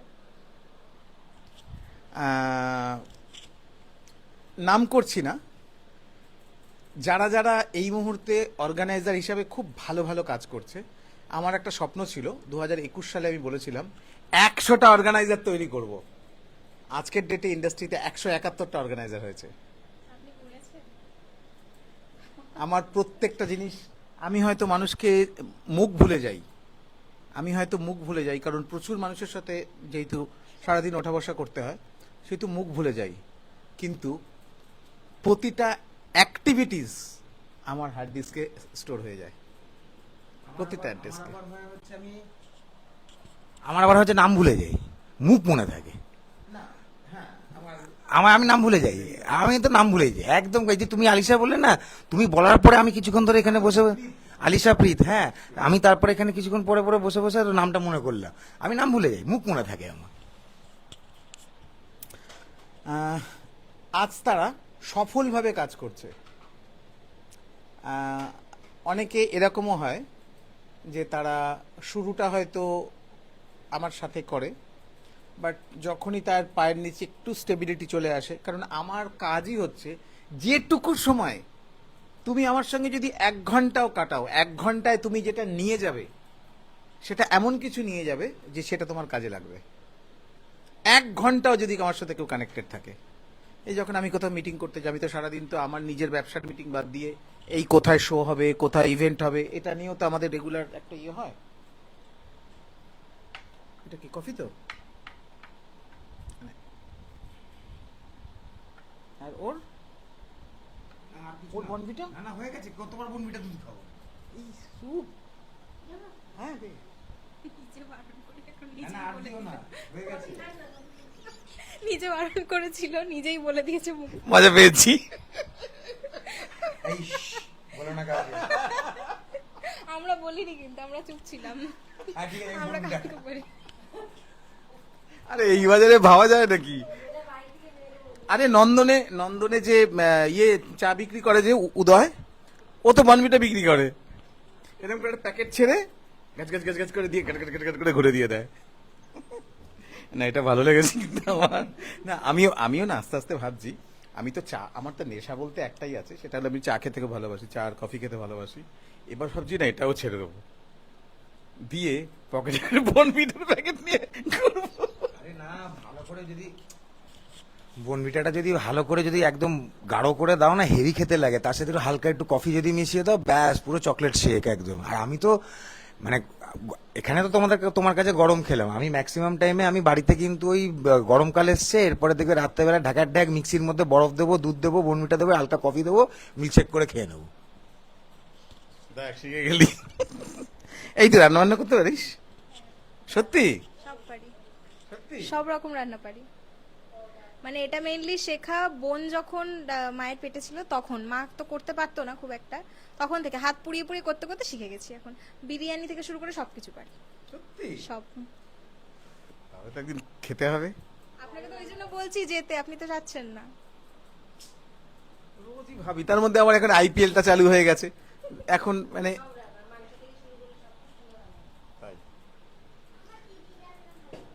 একদিন একটা ঘটনা শেয়ার করি। আমার বাবা কোনো দিন কোনো কিছু ভালো হলে সেই জিনিসটা বলবে না মুখ ফুটে, পিছনে পেছনে বলবে। মায়ের সঙ্গে হয়তো বললো, আমার সামনে বলবে না, কিন্তু খারাপটা হলে সঙ্গে সঙ্গে সেটা আমার সামনে বলবে। একদিন ফুলকপি দিয়ে মাছ রান্না করেছিলাম, বাবা বাড়িতে এসে খেয়েছে, ভালো লেগেছে, কিন্তু সেটা বলেনি, চুপচাপ ঘুমিয়ে পড়েছে। পরের বেশ কিছুদিন পরে আবার ফুলকপি নিয়ে এসছে, নিয়ে এসে বলতে পারছি না যে এটা ভালো হয়েছিল, তুই আবার করে দিবি, যেভাবে ফুলকপি দিয়ে মাছ রান্না করেছিলি ওইভাবে আবার রান্না করবি। আমি বললাম তার মানে ভালো লেগেছিল? বলছে না করবি, তাই বলছি। মানে ভালো লেগেছিল সেটা বলবে না, কিন্তু করে দিতে হবে। জানিস আমার বাবা কোনোদিন আমাকে 1%ও প্রশংসা করেনি, কোনো দিন না। একটা দিন আমার বাবার প্রশংসাটা আমি অদ্ভুতভাবে পেয়েছিলাম, একটা বড় ইভেন্ট চলছিল, আমার বাবা পুরো টিমের সাথে স্টেজের ওই পারটা দাঁড়িয়েছিল, বলছে वो जो देख रहा है स्टेज में वो मेरा बेटा है। আমার মা দাঁড়িয়ে হাউ হাউ করে কাঁদতে শুরু করে দিয়েছে। আমি যেই স্টেজ থেকে নেমেছি, নেওয়ার পরে বলছে জানিস দাশগুপ্ত আজকে কি বললো? বলে কি বললো? বলে এরম করে বললো। কোনো দিন প্রশংসা করেনি, কোনো দিন না।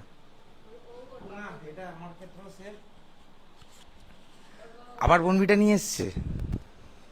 যাই হোক, আমার বাবা কোনোদিনও আমার কোনোদিনও প্রশংসা করে না। হ্যাঁ, আজকেই তোমার এখানে আসছিলাম, বাবাকে বললাম বাবা যাবে, আমাকে কি বললো জানো? আমি কি তোর ড্রাইভার? এইটা আমি উত্তর পেলাম। না কেন, কত লোককে দেখি তাদের ছেলে মেয়েরা কিছু কাজ করছে, বাবা মারা যায় গিয়ে ভিডিও, তবু তো আজ পর্যন্ত কোনো জিনিসে আমার বাবা করতেও যায়নি। মানে কোথাও একটা একমাত্র তুমি আমার ওইখানে লঞ্চে এসেছিলে, সেটা মা ধরে বেঁধে নিয়ে গেছিল বলে, নাহলে আজ পর্যন্ত, হ্যাঁ এটা বলবো না, মনে ভেতর ভেতর থেকে হয়তো খুশি, হ্যাঁ, কিন্তু ওই নারকলের মতো বাইরেটা শক্ত, ভেতরটা নরম।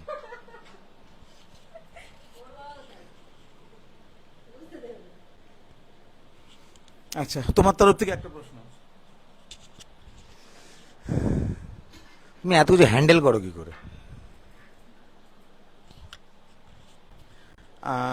আগেকার দিনের বাবা মাদের দেখতাম, তাদের 10টা বাচ্চা, 12টা বাচ্চা, তারা কি করে মানুষ করত, কি করে নাম মনে রাখতো। আমার বয়সটা ঘুরিয়ে ফিরিয়ে কিন্তু 53। আমি আগেকার লোকেদের মধ্যেই পড়ি। সুতরাং যেহেতু আমি অন্য কোনো কাজে আমাকে মন দিতে হয় না, যেমন এই সংসার, রান্না কি হবে, বান্না কি হবে, আমার বাড়িতে এমন গৃহিণী আছে যে আমাকে কোনো কিছুতে মাথা লাগাতে দেয় না।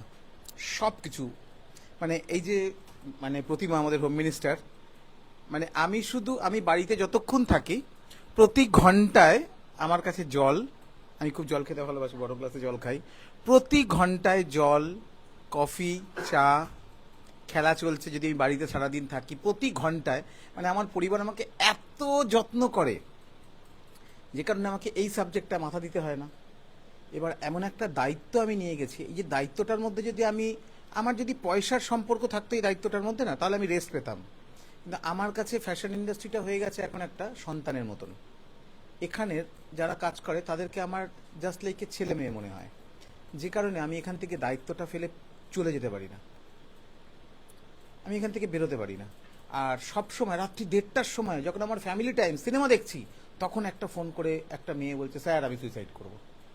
তাকে এবার বোঝাও কেন তুই সুইসাইড করবি না।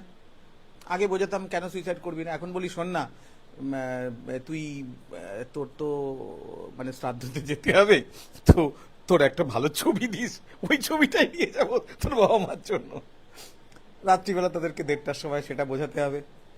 ডিপ্রেশনে চলে গেছি স্যার, কাজ নেই, এই নেই, ওই নেই, বাড়ি ভাড়া দিতে পারছি না, বাট হয়ে যায়, কোনো একটা ভাবে হয়ে যায়। তোমার এই প্রসঙ্গে আমি একটা কথা বলছি, এই যে সুইসাইডের কেসটা বললে, তা আমাকে যখন কেউ বলে যে আমি না সুইসাইড করে নেবো, তা আমি তাকে জিজ্ঞেস করি কিভাবে করবি। কেউ যদি বলে যে আমি 3 তলা থেকে বাড়ি থেকে ঝাঁপ মারবো, আমি একটাই কথা বলি, যদি মরে গেলি, আমি বললাম যদি মরে গেলি তো ভালো, আর যদি না মরিস তখন কি হবে? হাত পা ভেঙে যাবে, লেড়ালুলা হয়ে পড়ে থাকবি, সারা জীবন ধরে তুই বিছানাতেই পড়ে থাকতে হবে। যে কোনো জিনিস হয়তো বলে যে হাত কেটে দেবো, হাত কেটে যদি না মরিস, লিগামেন্ট কেটে যায়, হাত নাড়াতে পারবি না, তোকে হয়তো বাঁচিয়ে নিল কেউ। আমি লোককে এরকম ভাবে বোঝাই, আমি ওকে বোঝাতে জানি এরকম, তুই যদি না মরিস তাহলে কি হবে। সুতরাং কফি এটা, ও সুতরাং সোসো হয়ে যায়, চলে যায়, বাট হ্যাঁ ভেঙে পড়ি, অনেক সময় খুব ভেঙে পড়ি, মানে যখন দেখি যে অতিরিক্ত খারাপ কিছু দেখতে পাই, বা হয়তো যাদেরকে অনেক কিছু মানে যাদের উন্নতির জন্য অনেক কিছু করেছি, সেই মানুষটাই যখন দেখি পেছনে খারাপ কথা বলছে, সেই যখন বলছে আমাকে জেডিদা বা জেডি স্যার আমাকে জেলাসি করে, এটাও সম্ভব। তো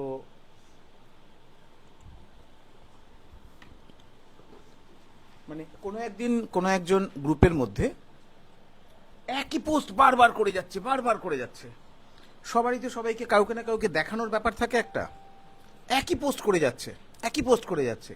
তো তাকে আমি খালি বলেছি যে তুই এটা করিস না, তুইও তো একটা অ্যাডমিনের জায়গায় আছিস, অ্যাডমিন যদি ভুল করে তাহলে সাধারণ মেম্বাররা সেটাকে কপি করে, যে ও করছে যখন আমি কেন করব না। তোমাকে বললো, দাদা আগে তো তুমি আমাকে এরকম করে বলতে না, আসলে আমি কি এখন বড় বড় কাজ করছি, বেশি বেশি কাজ করছি, তার জন্য কি তোমার আমাকে। আমি বললাম ভগবানের আশীর্বাদে সেরকম দিন আসার আগে যাতে আমার মৃত্যু হয়, কারণ আমি তোদের উন্নতির জন্যই ব্যাক অফিসে কাজ করে যাচ্ছি, যেটা আমি কালকে বলছিলাম। এই যে আমি ব্যাক অফিস জবটা করছি, কারুর কোনো প্রবলেম হলে, কারুর কোনো সমস্যা হলে তুমি কার কাছে যাবে? আমি থানা পুলিশ পর্যন্ত কোনো কাজ যেতে দিই না, আমি কোনো, হ্যাঁ, কোনো ঝামেলা, ওই এক ভদ্রলোক এসছেন, মানে নিচে এক ভদ্রলোক এসছেন, ওই যে তোমার জন্য ওয়েট করছে। যাও তুমি নিচ থেকে নিয়ে এসো তাকে। তুমি যাও না, তুমি আস্তে করে দরজাটা খুলে যাও না। অরিন্দম রাজ লিখেছে এক্সিলেন্ট। আচ্ছা, এবার একটা কথা বল, যে ধর আউটস্টেশন আমি তোকে যেটা আজ তোর মাকে বলবো, যে আমরা যে আউটস্টেশন কাজগুলো করি, আউটস্টেশন কাজ মানে এই যে দীঘা, পুরী, মন্দারমণি, এই সমস্ত জায়গায় যদি তুই শ্যুট করিস, সেক্ষেত্রে রেজিস্ট্রেশনটা ভালো পাওয়া যায়, নিজস্ব রিফ্রেশমেন্ট হয়, অনেক বড় জগৎ তৈরি হয়। এটা যেমন একটা। সাথে আমি চাইবো তুই ফিউচারে আগামী জুন, জুলাই, আগস্টের মধ্যে একটা র্যাম শো অর্গানাইজ কর, যেটা প্রপার র্যাম শো হবে। একটা প্রপার র্যাম শো হবে, সেটারই তোকে আমি একটা প্রোগ্রাম ছক তৈরি করে দেবো তোকে এখন একটা। তো আমি সেটা চাই যে তুই ওটা করিস। সেই ব্যাপারে আশা করছি তোর পরিবার থেকে সাপোর্ট করবে। হ্যাঁ, অবশ্যই সাপোর্ট করবে। এতদিন যখন করে এসছে এরপরেও করবে। কিন্তু ওদের বক্তব্য একটাই, পড়াশোনা ঠিক রেখে সবকিছু করো। সেই ব্যাপারে তো আমি আগে আছি, হ্যাঁ। আমি আগে আছি, যে পড়াশোনাটা, তোর এই পড়াশোনাটার জন্যই কিন্তু তোকে আমি হয়তো একটু এক্সট্রা ভালোবাসি। ঠিক আছে, আমি তোকে এটার জন্য হয়তো এক্সট্রা ভালোবাসি, কারণ পড়াশুনো কন্টিনিউ করে যখন তুমি কোনো কিছু করবে, তখন তুমি সেটা একটা আলাদা ব্যাপার তৈরি হবে। তুমি এটা বসো, হ্যাঁ বসো। যাই হোক, আমাদেরকে ওই তোটা নিয়ে না হয়। না না, ঠিক আছে। তোমাকে জিজ্ঞেস করছি, কখনো এই র্যাম শো টাইপের কিছু করব বা এরম টাইপের কিছু কখনো ভাবনি না? প্ল্যান আছে, বাট এখন অব্দি এক্সিকিউট করে উঠতে পারিনি, বিকজ কোনোদিনও করিনি। তো কিভাবে কি করব না করব এখন অব্দি বুঝে উঠতে পারছি না। মানে ক্লায়েন্ট কি করে তুলবো, তারপরে অর্গানাইজ কিভাবে করব, মানে এটা আমার এখন অব্দি কোনো আইডিয়া নেই। ইচ্ছে আছে, মানে আমার এটা আমার আমি আমার আমার আমার সাথে আমার টিমের পুরো ইচ্ছাই আছে, আমার একটু র্যাম্প শো করাবো, হ্যাঁ, ভালো করে মেকআপ আর্টিস্ট মডেলদেরকে নিয়ে সবার যাতে, মানে সবাই যাতে সুন্দর করে সবকিছু ভাবে ফ্যাসিলিটিস পায়, আর ইচ্ছে আছে, কিন্তু এখন অব্দি করে উঠতে পারিনি। আমার সারাদিন কাজ কি জানো? আমি আমার ব্যবসার কাজ, আমার সব কিছু মেনটেন করার পরে ফ্যাশন ইন্ডাস্ট্রিতে আমার সারাদিন অফ টাইমের কাজ কি জানো?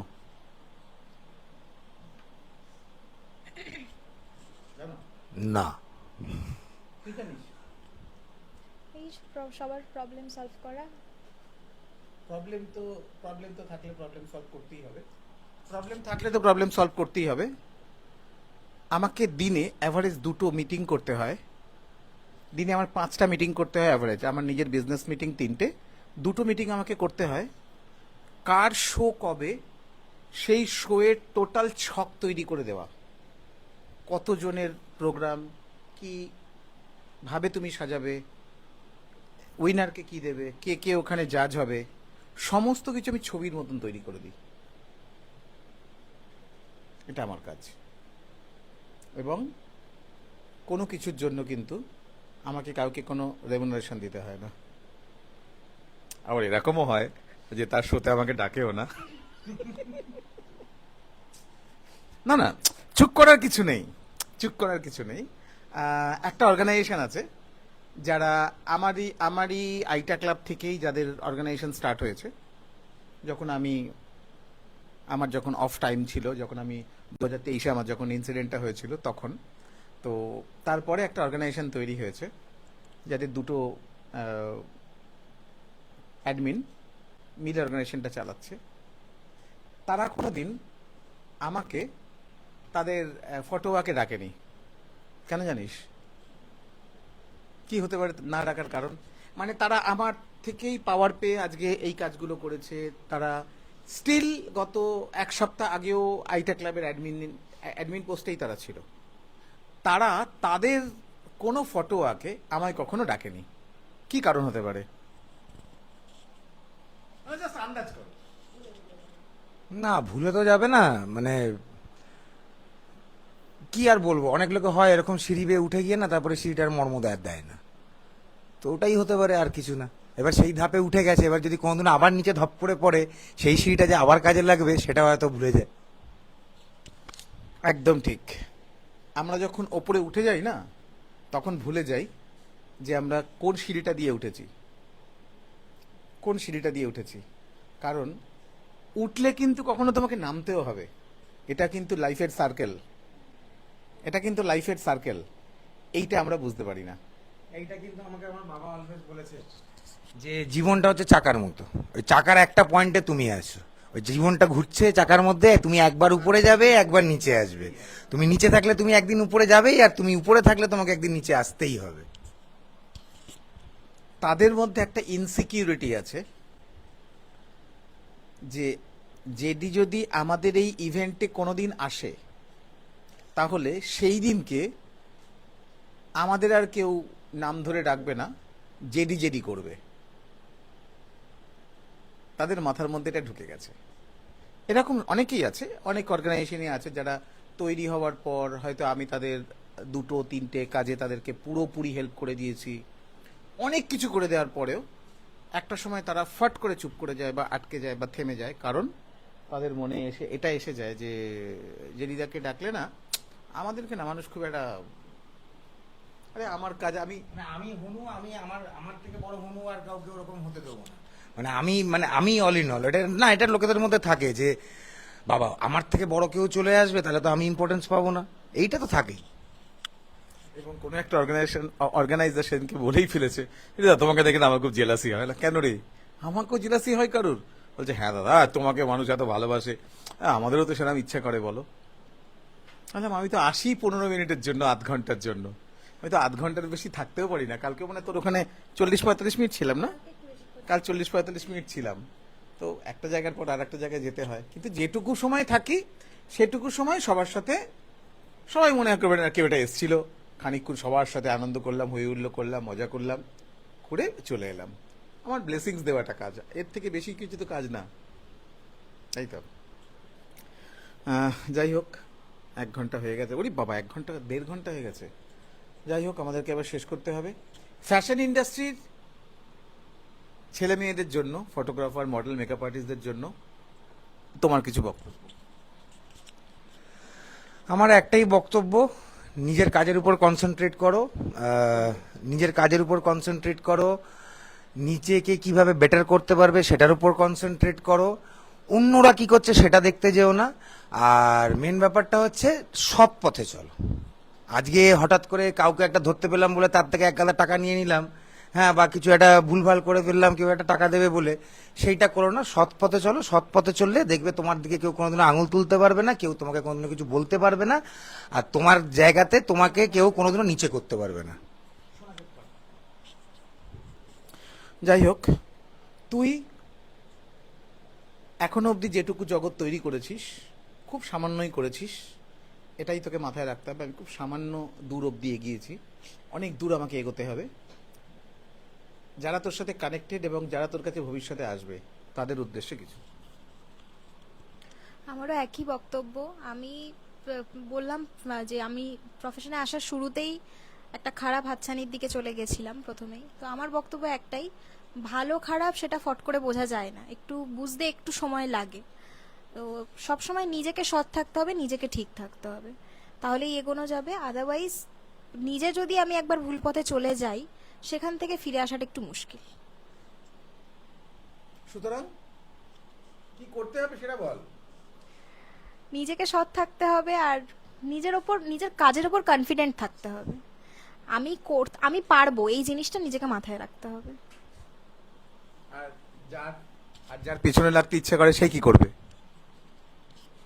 সে পেছনে লাগবে, তাকে তো বারবার বলেও এ করা যাবে না। যার নিজের ইচ্ছায় সে পেছনে লাগছে, তাকে লাগতে দিতে হবে।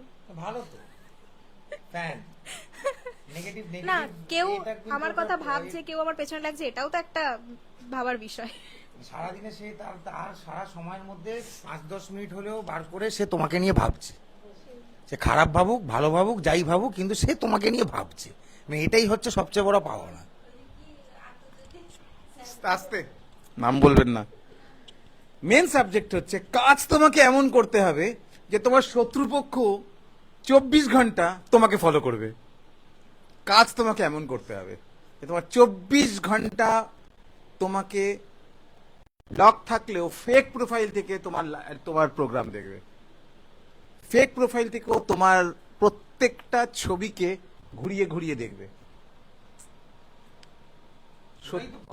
শত্রু এমন তৈরি করো যে শত্রুর ফোন যদি হাইজ্যাক করা হয় তাতে দেখা যাবে যার সঙ্গে যে তোমার শত্রু, যে তোমাকে শত্রু ভাবছে, তার ফোনের 80% হার্ড ডিস্ক ভর্তি তোমার ছবি দিয়ে। এটাই তো জীবনের পাওনা। মানুষ সারাদিনে এটাই হচ্ছে জীবনের পাওনা, খারাপ বলুক ভালো বলুক গালাগাল দিক যাই দিক, ওই সারাদিনে যে ওর সময়ের মধ্যে থেকে যে আমাকে নিয়ে 5 মিনিট ভাবছে, মানে সে যতই সে ব্যস্ত হতে পারে, সে অনেক কিছু হতে পারে, ওই যে 5টা মিনিট আমাকে নিয়ে ভাবছে, এটাই হচ্ছে জীবনের পাওনা। বাংলাদেশ থেকে আমাদের লাইভটা দেখছে।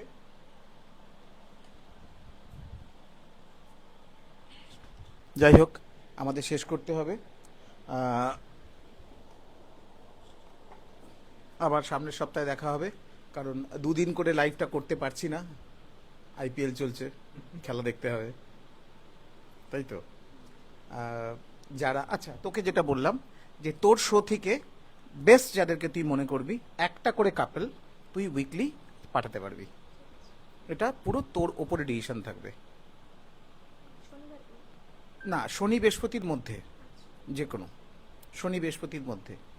আর যারা দূরে থাকে, যেমন হাওড়ার অনেক ভেতরে থাকে, সেগুলো বুঝে নিবি, বুঝে নিয়ে আমাকে সেটাই বলবি। সেক্ষেত্রে তাদের টাইমিংটা একটু আগুপিছু করব, কারণ বাচ্চারা যতক্ষণ না বাড়িতে গিয়ে পৌঁছয় ততক্ষণ তো একটা টেনশন থাকে, সেই জন্য তাদেরকে একটু আগুপিছু করব। সেম কথাও তোমাকে বলে রাখলাম, মানে আমার লাইফ পর্যন্ত সবাই পৌঁছতে পারে না, অনেকে ভাবে এটা হয়তো পেমেন্ট করতে হয়, বড় সড়ো পেমেন্ট করতে হয় বা অনেক কিছু, সবাই আমার সঙ্গে যোগাযোগও করতে পারে না। সেক্ষেত্রে এটা বলে রাখলাম, কারণ আমার কাজ হলো এই লাইফটার মাধ্যমে মনের কথা বার করে নিয়ে আসা। এটা একটা পজিটিভ লাইফ, যেখানে 1 ঘন্টা 1.5 ঘন্টা কোথা থেকে চলে যাবে সেটা বুঝতে পারবো না আমরা, তাই তো। যাই হোক, থ্যাংক ইউ ভেরি মাচ। একসঙ্গে সবাই শুভরাত্রি। সবাই শুভরাত্রি বলো, আমি লাইভটা অফ করি। শুভরাত্রি। Good night.